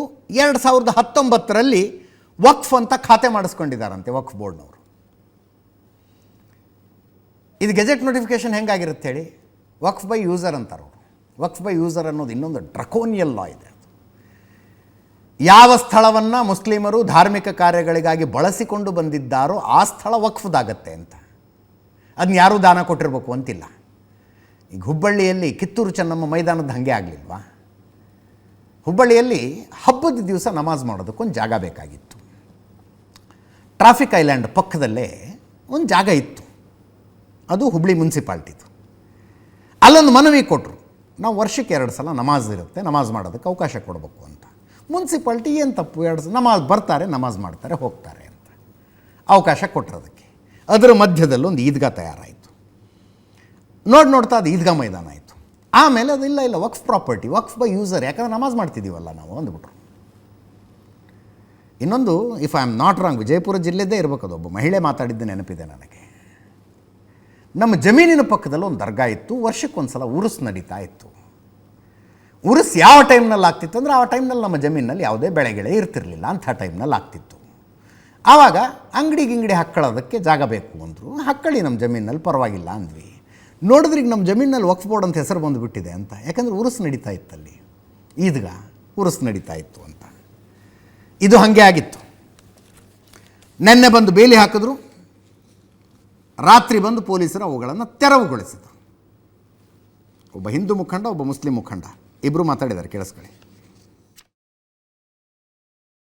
ಕಾರ್ಪೊರೇಷನ್ ಜಾಗವನ್ನು ಉಪಯೋಗಿಸ್ಕೊಂಡು ಪ್ರಾರ್ಥನೆ ಮಾಡಲಿಕ್ಕೆ ಕೊಡ್ತಿರೋದು. ವರ್ಷಕ್ಕೆ 2 ಸಲ ಮಾತ್ರ ಪ್ರಾರ್ಥನೆ ಮಾಡೋಕ್ಕೆ ಅವಕಾಶ ಕೊಟ್ಟಿರೋದು. ಆದರೆ ಏಕಾಏಕಿಯಾಗಿ ಇಲ್ಲಿಗೆ ಬರುವ ವಾಹನಗಳ ದಾರಿಯನ್ನು ಅಡ್ಡ ಹಾಕಿಬಿಟ್ಟು ಬೇಲಿ ಹಾಕಿದ್ದೀನಿ, ಅನಧಿಕೃತವಾಗಿ ಬೇಲಿ ನಿರ್ಮಾಣ ಮಾಡಿದ್ದಾರೆ. ಆ ಬೇಲಿ ನಿರ್ಮಾಣ ಮಾಡಬೇಕಾದ್ರೆ ಯಾರ ಹತ್ರನೂ ಪರ್ಮಿಷನ್ ತಗೊಂಡಿಲ್ಲ, ಕಾರ್ಪೊರೇಷನ್ ತಗೊಂಡಿಲ್ಲ, ಡಿಪಾರ್ಟ್ಮೆಂಟಿಂದ, ಪೊಲೀಸ್ ಡಿಪಾರ್ಟ್ಮೆಂಟಿಂದ ತಗೊಂಡಿಲ್ಲ, ಯಾವ ಡಿಪಾರ್ಟ್ಮೆಂಟಿಂದನೂ ಅನುಮತಿ ತಗೊಂಡಿಲ್ಲ. ಈ ಬೇಲಿ ಹಾಕಿರೋ ಹಿಂದೆ ದುರುದ್ದೇಶಪೂರಿತ ಕೂಡಿತವಾಗಿದೆ. ಹೊಸದಾಗಿ ಸಮಸ್ಯೆ ಉದ್ಭವ ಮಾಡಬೇಕು. ಯಾಕಂದ್ರೆ ಕರ್ನಾಟಕದ ಸ್ನೇಹಿತರೆ, ನಾನು ನಿಮ್ಮ MD ಶರೀಫ್. ರಂಜಾನ್ ಹಬ್ಬ ಹಾಗೂ ಯುಗಾದಿ ಹಬ್ಬದ ಹಾರ್ದಿಕವಾದ ಶುಭಾಶಯಗಳು ಸರ್ವರಿಗೂ. ಸ್ನೇಹಿತರೆ, ರಂಜಾನ್ ಹಬ್ಬ ನಿನ್ನೆ ಮುಗಿಯಿತು. ಹಬ್ಬ ಮುಗಿದ ನಂತರ ನಮ್ಮ ತಿಲಕ್ ನಗರದಲ್ಲಿರುವಂತಹ ಈದ್ಗಾ ವಫಾ ಸ್ವತ್ತು ನಮ್ಮ ಆಸ್ತಿ, ವಕ್ಫ್ ಬೋರ್ಡಿನ ಆಸ್ತಿ. ಆ ಆಸ್ತಿ ನಮ್ಮದು. ಹಬ್ಬ ಮುಗಿದ ನಂತರ ನಾವು ಅದಕ್ಕೆ ಬೇಲಿ ಹಾಕಿದ್ದೀವಿ. ಕಾರಣ ಏನಪ್ಪ ಅಂದರೆ, ಅಲ್ಲಿ ಕುಡುಕರ ಕಾಟ ಮತ್ತು ಅನೈತಿಕ ಚಟುವಟಿಕೆಗಳು ನಡೀತಾ ಇದ್ವು. ಈ ಹಿಂದೆನೂ ನಡೆದಿತ್ತು. ಈ ಹಿಂದೆನೂ ಸಮೇತ ನಾವು ಜಯನಗರ ಪೊಲೀಸ್ ಠಾಣೆಗೆ ದೂರನ್ನು ಕೊಟ್ಟಿದ್ದೀವಿ. ನಮ್ಮ ಜಾಗ, ನಮ್ಮ ಸ್ವತ್ತು, ನಾವೇನು ಮಾಡಿದ್ವಿ ಅದರಲ್ಲಿ ಏನಾದರೂ ಅತಿಕ್ರಮಣವಾಗಿ ಯಾರೂ ಏನೂ ಅಲ್ಲಿ ಗಲೀಜು ಮಾಡಬಾರದು. ಯಾಕೆಂದರೆ ಪವಿತ್ರ ಸ್ಥಳ ನಮ್ಮದು. ಜನ ಈ ಸುದ್ದಿಗಳನ್ನು ಕೇಳಿದ ಮೇಲೆ ತುಂಬ ಗಾಬರಿ ಆಗ್ಬಿಟ್ರು, ಉಳಿದ ಸಮುದಾಯಗಳವರು. ನಮ್ಮ ಪಕ್ಕದಲ್ಲೂ ಏನೋ ಇದೆಯಪ್ಪ, ಅವ್ರ ಹಬ್ಬ ಹರಿದಿನಕ್ಕೆ ನಾವೇನೋ ಒಂದೆರಡು ಜಾಗ ಕೊಡ್ತೀವಿ, ಕೊಟ್ಟರೆ ಏನಾಗುತ್ತೆ, ಸಮಸ್ಯೆ ಆಗುತ್ತಾ ಅಂತ ವೈಯಕ್ತಿಕವಾಗಿ ಬಾಡಿಗೆ ಕೊಡುವಾಗಲೂ ಯೋಚನೆ ಮಾಡಿ. ಅಂದರೆ ನಮ್ಮದು 2 ಮನೆ ಇದೆ, ನಾವು ಕೊಡಬಹುದಾ, ನಾಳೆ ದಿವಸ ನಮ್ಮನ್ನು ಕ್ಲೇಮ್ ಮಾಡ್ತಾರಾ, ನಮ್ಮ ಮನೆಯನ್ನು ಕ್ಲೇಮ್ ಮಾಡಿಬಿಟ್ರೆ. ವೈಯಕ್ತಿಕವಾಗಿ ಅಲ್ಲ, ವಕ್ಫ್ ಬೈ, ನೀವು ದಯವಿಟ್ಟು ಹಂಗೆ ಮನೆ ಬಾಡಿಗೆ ಕೊಡೋದಕ್ಕೆಲ್ಲ ದಯವಿಟ್ಟು ಯೋಚನೆ ಮಾಡಬೇಕಾಗಿಲ್ಲ. Waqf by user is for religious use. ಧಾರ್ಮಿಕ ಕಾರ್ಯಗಳಿಗೆ ಬಳಸಿಕೊಂಡಾಗ ಎಚ್ಚರಿಕೆಯಿಂದ ಇರಬೇಕಾಗತ್ತೆ. ಯಾವತ್ತು ಕ್ಲೇಮ್ ಆಗುತ್ತೋ ಹೇಳೋದಕ್ಕೆ ಬರೋದಿಲ್ಲ. ಯಾರು ಕ್ಲೇಮ್ ಮಾಡ್ಬೋದಪ್ಪ, ಇಷ್ಟು ವರ್ಷಗಳಿಂದ ಇಲ್ಲಿ ಇಂಥದ್ದೊಂದು ಧಾರ್ಮಿಕ ಕಾರ್ಯ ನಡ್ಕೊಂಡು ಬರ್ತಾ ಇದೆ, ಆದ್ದರಿಂದ ಇದು ನಮ್ಮದು ಅಂತ. ಈಗ ಪ್ರಯಾಗ್ರಾಜ್ನಲ್ಲಿ ಮುಂಚೆ ಅಲಹಾಬಾದ್ ಅಂತಿದ್ರು. ಚಂದ್ರಶೇಖರ್ ಆಜಾದ್ ಹುತಾತ್ಮರ ಅಲಹಾಬಾದ್ನಲ್ಲಿ ಚಂದ್ರಶೇಖರ್ ಆಜಾದರು ಹುತಾತ್ಮರಾದ ಪಾರ್ಕ್ ಇದೆ, ಅದೇನೋ ಎಡ್ವಿನ್ ಪಾರ್ಕ್ ಅಂತೇನೋ ಕರಿತಿದ್ರು. ಅದು ಹಾಗೆ ವಕ್ಫ್ನವ್ರು ಇಲ್ಲ ಈ ಪಾರ್ಕ್ ನಮ್ಮದು ಅಂದ್ಬಿಟ್ರಂತೆ. ಯಾಕೆ? ಎಲ್ಲೋ ಒಂದು ಮೂಲೆಯಲ್ಲಿ ಒಂದು ಗೋರಿ ಇದೆ, ಅಲ್ಲಿ ಆ ಗೋರಿಗೆ ನಡ್ಕೋತಾರೆ, ಆದ್ದರಿಂದ ಇದು ನಮ್ಮದು ಅಂತ. ಹಿಂಗಾಗ್ತಾ ಹೋದ್ರೆ ಹೆಂಗ್ರಿ ಈ ರಾಜ್ಯದ ಜಾತ್ಯತೀತರು ಉತ್ತರ ಕೊಡಲಿ. ಮುಂದಿನ ಸುದ್ದಿಗೆ ಹೋಗೋಣ ನಾವು. ರಾಜ್ಯದಲ್ಲಿ ವಿಪಕ್ಷವಾಗಿರುವ BJP ತನ್ನ 18 ಶಾಸಕರ ಉಚ್ಚಾಟನೆ ಮತ್ತು ಬೆಲೆ ಏರಿಕೆ ಎರಡನ್ನೂ ವಿರೋಧಿಸಿ ಇವತ್ತು ಪ್ರತಿಭಟನೆಯನ್ನು ಶುರು ಮಾಡಿದೆ. ವಿಧಾನಸೌಧದ ಮುಂದೆ 18 ಶಾಸಕರನ್ನು ಉಚ್ಚಾಟನೆಗೊಳಿಸಿದ್ದನ್ನು ವಿರೋಧಿಸಿ ಪ್ರತಿಭಟನೆ, ಫ್ರೀಡಂ ಪಾರ್ಕ್ನಲ್ಲಿ ಬೆಲೆ ಏರಿಕೆ ವಿರೋಧಿಸಿ ಅಹೋರಾತ್ರಿ ಧರಣಿ. ಈಗಲೂ ಅಲ್ಲೇ ಇದ್ದಾರೆ. ರಾತ್ರಿ 7 ಗಂಟೆಗೆ ನಮ್ಮ ಭರತ್ ಶೆಟ್ಟರು ಡಿಬೇಟಿಗೆ ಬಂದಿದ್ದರು ಸ್ಟುಡಿಯೋಗೆ. ಅಲ್ಲಿಂದಾನೇ ಬಂದರು, ವಾಪಸ್ ಅಲ್ಲಿಗೆ ಹೋದರು. ಕ್ವಿಕ್ಕಾಗಿ, ಟೈಮ್ ಕಡಿಮೆ ಇದೆ, ಯಾರು ಏನೇನು ಮಾತಾಡಿದರೆ ಕೇಳಿಸ್ಕೊಳ್ಳಿ. ವಿಜಯೇಂದ್ರ, CT ರವಿ ಎಲ್ಲರೂ ಮಾತಾಡಿದ್ದಾರೆ. ರಾಜ್ಯದ ಭ್ರಷ್ಟ ಕಾಂಗ್ರೆಸ್ ಸರ್ಕಾರದ ವಿರುದ್ಧ ಅಹೋರಾತ್ರಿ ಧರಣಿಯನ್ನ ನಾವಿವತ್ತು ಪ್ರಾರಂಭ ಮಾಡಿದ್ದೇವೆ. ರಾಜ್ಯದಲ್ಲಿ ಕಾಂಗ್ರೆಸ್ ಸರ್ಕಾರ ಅಧಿಕಾರಕ್ಕೆ ಬರುವ ಮುನ್ನ ಕಾಂಗ್ರೆಸ್ ಪಕ್ಷದವರು ಸಾಕಷ್ಟು ಭರವಸೆಗಳನ್ನ ಕೊಟ್ಟು ಬಂದಿದ್ರು. ಸಾಕಷ್ಟು ಭರವಸೆಗಳನ್ನ ಚುನಾವಣೆ ಸಂದರ್ಭದಲ್ಲಿ ನಾಡಿನ ಜನತೆಗೆ ಕೊಟ್ಟು ಅವರ ಕಣ್ಣಿಗೆ ಮಣ್ಣನ್ನು ಎರಚಿ ರಾಜ್ಯದಲ್ಲಿ ಅಧಿಕಾರಕ್ಕೆ ಕಾಂಗ್ರೆಸ್ ಪಕ್ಷ ಅಧಿಕಾರಕ್ಕೆ ಬಂದಿದೆ. ದಿನಗಳಲ್ಲಿ ನಾವು ನೋಡ್ತೇವೆ, ಯಾವ ಪತ್ರಿಕೆಗಳಲ್ಲಿ ನಾವು ತೆಗೆದು ನೋಡಿದ್ರೆ ಜಾಹೀರಾತುಗಳನ್ನು ನಾವು ನೋಡ್ತೇವೆ. ನುಡಿದಂತೆ ನಡೆದ ಸರ್ಕಾರ, ನುಡಿದಂತೆ ನಡೆದ ಸರ್ಕಾರ ಅಂತೇಳಿ ಕಾಂಗ್ರೆಸ್ ಸರ್ಕಾರ ಜಾಹೀರಾತುಗಳನ್ನ ಕೊಡ್ತಾ ಇದ್ದಾರೆ. ನಾಚಿಕೆ ಆಗ್ಬೇಕಿತ್ತು ರಾಜ್ಯದ ಮುಖ್ಯಮಂತ್ರಿ. ಬೆಂಗಳೂರಿನ ಜನ ಒಂದು ಹೊಸ ತೆರಿಗೆ ಕೊಡಬೇಕು. ಔರಂಗಜೇಬನ ಕಾಲದಲ್ಲಿ ಇದ್ದಿದ್ದು ಜಜಿಯ ಅಂತ ಒಂದು ತಲೆಗಂದಾಯ. ಈಗ ಸನ್ಮಾನ್ಯ ಸಿದ್ದರಾಮಯ್ಯನವರು, ಸನ್ಮಾನ್ಯ DK ಶಿವಕುಮಾರ್ ಅವರ ನೇತೃತ್ವದಲ್ಲಿ ಅಡಿಗೆ 100 ರೂಪಾಯಿ ಲಂಚ, ಪ್ಲಾನ್ ಸ್ಯಾಂಕ್ಷನ್ಗೆ ಲಂಚ, ಹಾಲಿನ ಬೆಲೆ 9 ರೂಪಾಯಿ ಜಾಸ್ತಿ ಮಾಡಿದ್ರು, 3 ಸರಿ ಏರಿಸಿದ್ರು, ರೈತರ ಕೈಗೆ ಚಂಪು ಕೊಟ್ರು, 9 ರೂಪಾಯಿ ಏರಿಸಿದ್ರು. 20 ರೂಪಾಯಿ ಇತ್ತು ಸ್ಟಾಂಪ್ ಪೇಪರ್ ಬೆಲೆ, ಈಗ 100, 500. ಹಾಲಿನ ಬೆಲೆನೂ ಜಾಸ್ತಿ, ಆಲ್ಕೋಹಾಲಿನ ಬೆಲೆನೂ ಜಾಸ್ತಿ. ಬಸ್ ದರನು ಏರಿಸಿದ್ರು, ಕರೆಂಟ್ ದರನು ಏರಿಸಿದ್ರು, ಮೆಟ್ರೋ ದರನು ಏರಿಸಿದ್ರು. ಬಿಜೆಪಿಯವರು ಇವತ್ತು ನಮ್ಮನ್ನು ಯಾರನ್ನೂ ಕರೆದ ರೀತಿಯಲ್ಲಿ ಈ ಹೋರಾಟಕ್ಕೆ ಕಡೆಗಣಿಸ್ತಾ ಇರ್ತಕ್ಕಂಥದ್ದು ಸರಿಯಲ್ಲ ಅಂತಕ್ಕಂಥದ್ದು ನನ್ನ ಭಾವನೆ. ಒಂದು, ಎರಡೂ ಪಕ್ಷದವರು ಒಂದು ಕೋಆರ್ಡಿನೇಷನ್ ಸಮಿತಿ ಮಾಡಿಕೊಂಡು ಇವತ್ತು ಈ ಸರ್ಕಾರ ಮಾಡ್ತಾ ಇರ್ತಕ್ಕಂಥ ನ್ಯೂನ್ಯತೆಗಳನ್ನ ಎತ್ತಿಡಿದ್ರೆ ಖಂಡಿತ ಇದು ಜನಗಳಿಗೆ ತಲುಪಿಸ್ಲಿಕ್ಕೆ ಸಾಧ್ಯ. ಇವತ್ತು ಎರಡೂ ಪಕ್ಷದ ವರಿಷ್ಠನ ಸೇರಿಕೊಂಡು ಇದಕ್ಕೆ ಒಂದು ಕೋಆರ್ಡಿನೇಷನ್ ಸಮನ್ವಯ ಸಮಿತಿಯನ್ನು ಮಾಡಬೇಕು. ಸಮಿತಿ ಮಾಡಿ ಯಾವುದೇ ಒಂದು ತೀರ್ಮಾನ ಮಾಡಿದ್ರು ಕೂಡ ಸಮಿತಿ ಮುಖಾಂತರ ಒಂದು ಚರ್ಚೆ ಆಗಿ ಎಲ್ಲಿ JDSನವ್ರಿಗೆ ಮೇಲ್ಗೈ ಆಗ್ತದೋ ಅಂತಕ್ಕಂಥ ಇದು ಒಂದೇ ಸರಿಯಲ್ಲ. BJP ನಾಯಕರಲ್ಲಿ ವರಿಷ್ಠರಲ್ಲಿ ನಾನು ಮನವಿ ಮಾಡ್ಕೊಳ್ಳೋದಿಷ್ಟೇ, ಇದನ್ನು ಗಮನದಲ್ಲಿಟ್ಕೊಂಡು ನೀವು ಕಾರ್ಯಕ್ರಮಗಳನ್ನ ರೂಪಿಸಬೇಕು ಅನ್ನೋದು ನನ್ನ ಒಂದು ವಿನಂತಿ. ಕೊನೆಯಲ್ಲಿ ಮಾತಾಡಿದವರು ಶಾಸಕ ಸುರೇಶ್ ಬಾಬು ಅವರು ವಿಧಾನಸಭೆಯಲ್ಲಿ JDS ಶಾಸಕಾಂಗ ಪಕ್ಷದ ನಾಯಕರು. ಮೈತ್ರಿ ಇದೆ ನಮ್ಮ ರಾಜ್ಯದಲ್ಲಿ, ನಮ್ಮನ್ನು ಯಾಕೆ ಈ ಪ್ರತಿಭಟನೆ ಕರೆದಿಲ್ಲ ಅಂತ. ಅಲ್ಲಿಗೆ ಅರ್ಥ ಆಗ್ತಾ ಇದೆ ಈ ಮೈತ್ರಿ ಹೆಂಗೆ ಹೋಗ್ತಿದೆ ಅಂತ ಅರ್ಥ ಆಗ್ತಾ ಇದೆ. JDS ಬೆಲೆ ಏರಿಕೆಯನ್ನು ವಿರೋಧಿಸಿ ಪ್ರತ್ಯೇಕವಾಗಿ ಇನ್ನೊಂದು ಹೋರಾಟವನ್ನು ಮಾಡ್ತಾರಂತೆ ನಿಖಿಲ್ ಕುಮಾರಸ್ವಾಮಿ ಅವರು. ಬಹುಶಃ ನೆನ್ನೆ ಏನೋ ಅದರ ಬಗ್ಗೆ ಹೇಳ್ದಂಗಿದೆ. ವಿಜಯೇಂದ್ರ ಅವರು, ಆರ್ ಅಶೋಕ್ ಅವರು, ಸುನಿಲ್ ಕುಮಾರ್ ಅವರು ಅದಕ್ಕೊಂದು ಉತ್ತರ ಕೊಟ್ಟಿದ್ದಾರೆ. ಇಲ್ಲ, ನಮ್ಮ ಹೋರಾಟ ನಾವು ಮಾಡ್ತಾ ಇದ್ದೀವಿ ಇತ್ಯಾದಿ ಇತ್ಯಾದಿ. ಕ್ವಿಕ್ಕಾಗಿ ಎಷ್ಟಾಗುತ್ತೋ ಅಷ್ಟು ಕೇಳಿಸ್ಕೊಳ್ಳಿ. ಹೋಗುತ್ತಾ? ಇಲ್ಲ, ನಾನು ನಿನ್ನೆ ದಿನ ನಿಖಿಲ್ ಕುಮಾರಸ್ವಾಮಿ ಅವರ ಹೇಳಿಕೆಯನ್ನು ಕೂಡ ಗಮನಿಸಿದ್ದೇನೆ. ನಾವು ಸಹ ಈ ಬೆಲೆ ಏರಿಕೆ ವಿರುದ್ಧ ಹೋರಾಟದ ಬಗ್ಗೆ ನಾವು ಚರ್ಚೆ ಮಾಡ್ತಾ ಇದ್ದೇವೆ, ಒಂದು ಕಾರ್ಯತಂತ್ರ ರೂಪಿಸ್ತಾ ಇದ್ದೇವೆ ಅಂತ ಮಾತನ್ನ ನಿಖಿಲ್ ಕುಮಾರಸ್ವಾಮಿ ಅವರು ಕೂಡ ಹೇಳಿದ್ದಾರೆ. ಮತ್ತೆ ಇತ್ತೀಚೆಗೆ JDS ಪಕ್ಷವು ಸಹ ಗ್ರೇಟರ್ ಬೆಂಗಳೂರು ಬಗ್ಗೆ ಅವರೇ ಪ್ರತ್ಯೇಕವಾಗಿ ಹೋರಾಟವನ್ನು ಮಾಡಿದ್ದಾರೆ. ಆದರೆ ಇದ್ರ ಬಗ್ಗೆ ಬಹಳ ನಾನು ಏನೋ ವ್ಯತ್ಯಾಸ ಇದೆ ಅಂತ ಹೇಳೋದಿಲ್ಲ, ಕೆಲವು ತಪ್ಪಭಿಪ್ರಾಯ ಕಾರಣ ಆಗಿರ್ಬೋದು. ಏನೇ ಸಣ್ಣ ಪುಟ್ಟ ಗೊಂದಲ ಇದ್ರು ಕೂಡ ನಾವು ಮಾತನಾಡಿ ಬಗೆಹರಿಸ್ತೇವೆ. ಏನ್ ಚರ್ಚೆ ಆಗಿರಲಿಲ್ಲ, ನಾವು ಕೂಡ ಚರ್ಚೆ ಮಾಡಿ ಸಮನ್ವಯ ಸಮಿತಿ ಮಾಡೋದು ಒಳ್ಳೆ ಸಲಹೆ ಕೊಟ್ಟಿದ್ದಾರೆ, ಸ್ವೀಕಾರ ಮಾಡ್ತೇವೆ. ಯಾವುದೇ ರೀತಿಯಾದಂತ ಭಿನ್ನಾಭಿಪ್ರಾಯ ಇಲ್ಲ. ಯಾಕೆಂದ್ರೆ JDS ಅವರು ಕೂಡ ಹಿಂದೆ ಇಲ್ಲೇ ಫ್ರೀಡಂ ಪಾರ್ಕ್ ಅಲ್ಲೇ ಹೋರಾಟ ಮಾಡಿದ್ರು, ಬೆಲೆ ಏರಿಕೆ ಬಗ್ಗೆ ಹೋರಾಟ ಮಾಡಿದ್ರು. ನಾವೇನು ಅದಕ್ಕೆ ಅಬ್ಜೆಕ್ಷನ್ ಮಾಡಿಲ್ಲ. ಸೊ ಅವರು JDS ಹೋರಾಟವನ್ನ ಅವ್ರು ಮಾಡಬಹುದು, ನಮ್ದು ಹೋರಾಟ ನಾವು ಮಾಡಬಹುದು. ಅದೇ ರೀತಿ ಒಪ್ಪಂದ ಆಗಿರುವಂತದ್ದು. ವಿಧಾನಸಭೆ ಒಳಗಡೆ ನಾವೆಲ್ಲ ಒಟ್ಟಿಗೆ ಮಾಡ್ತೀರಿ, ಚುನಾವಣೆ ಬಂದಾಗ ಒಟ್ಟಿಗೆ ಸ್ಪರ್ಧೆ ಮಾಡ್ತೀರಿ, ಚುನಾವಣೆಯಲ್ಲಿ ಹೊಂದಾಣಿಕೆಗಳನ್ನ ಮಾಡ್ತೀರಿ. JDS ಅವರು ಇದಕ್ಕೆ ಬರಬೇಕಾಗಿತ್ತು. ಸಮನ್ವಯದ ಕೊರತೆ ನನಗೇನು ಅನ್ಸೋದಿಲ್ಲ. ಯಾಕೆಂತಂದ್ರೆ ನಮ್ಮ ಪಾರ್ಟಿ ಎಲ್ಲ ಕಾರ್ಯಕ್ರಮಗಳಿಗೆ ಅವ್ರು ಬರಬೇಕು ಅನ್ನೋಂಥದ್ದು ಏನಿಲ್ಲ. ನಮ್ಮ ಎಲ್ಲ ಕಾರ್ಯಕ್ರಮಗಳಲ್ಲಿ ಹೊಂದಾಣಿಕೆ ಅನ್ನುವಂಥ ಪ್ರಶ್ನೆ ಏನಿಲ್ಲ. ಹಾಗಂತೇಳಿ ನಮ್ಮ ಸಂಬಂಧಗಳೇನು ಅಳಿಸಿಲ್ಲ. ಇದರೊಂದಿಗೆ ಇವತ್ತಿನ ನ್ಯೂಸ್ ಅವರ್ ಮುಗಿಸ್ತಾ ಇದ್ದೀನಿ. ನೇರ ದಿಟ್ಟ ನಿರಂತರ ಸುದ್ದಿಗಾಗಿ ನೋಡ್ತಾ ಇರಿ ಏಷ್ಯಾನೆಟ್ ಸುವರ್ಣ ನ್ಯೂಸ್.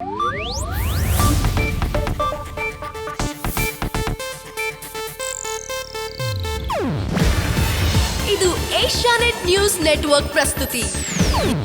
ನೀವು ನೋಡ್ತಿದ್ದೀರಾ ಏಷ್ಯಾನೆಟ್ ಸುವರ್ಣ ನ್ಯೂಸ್.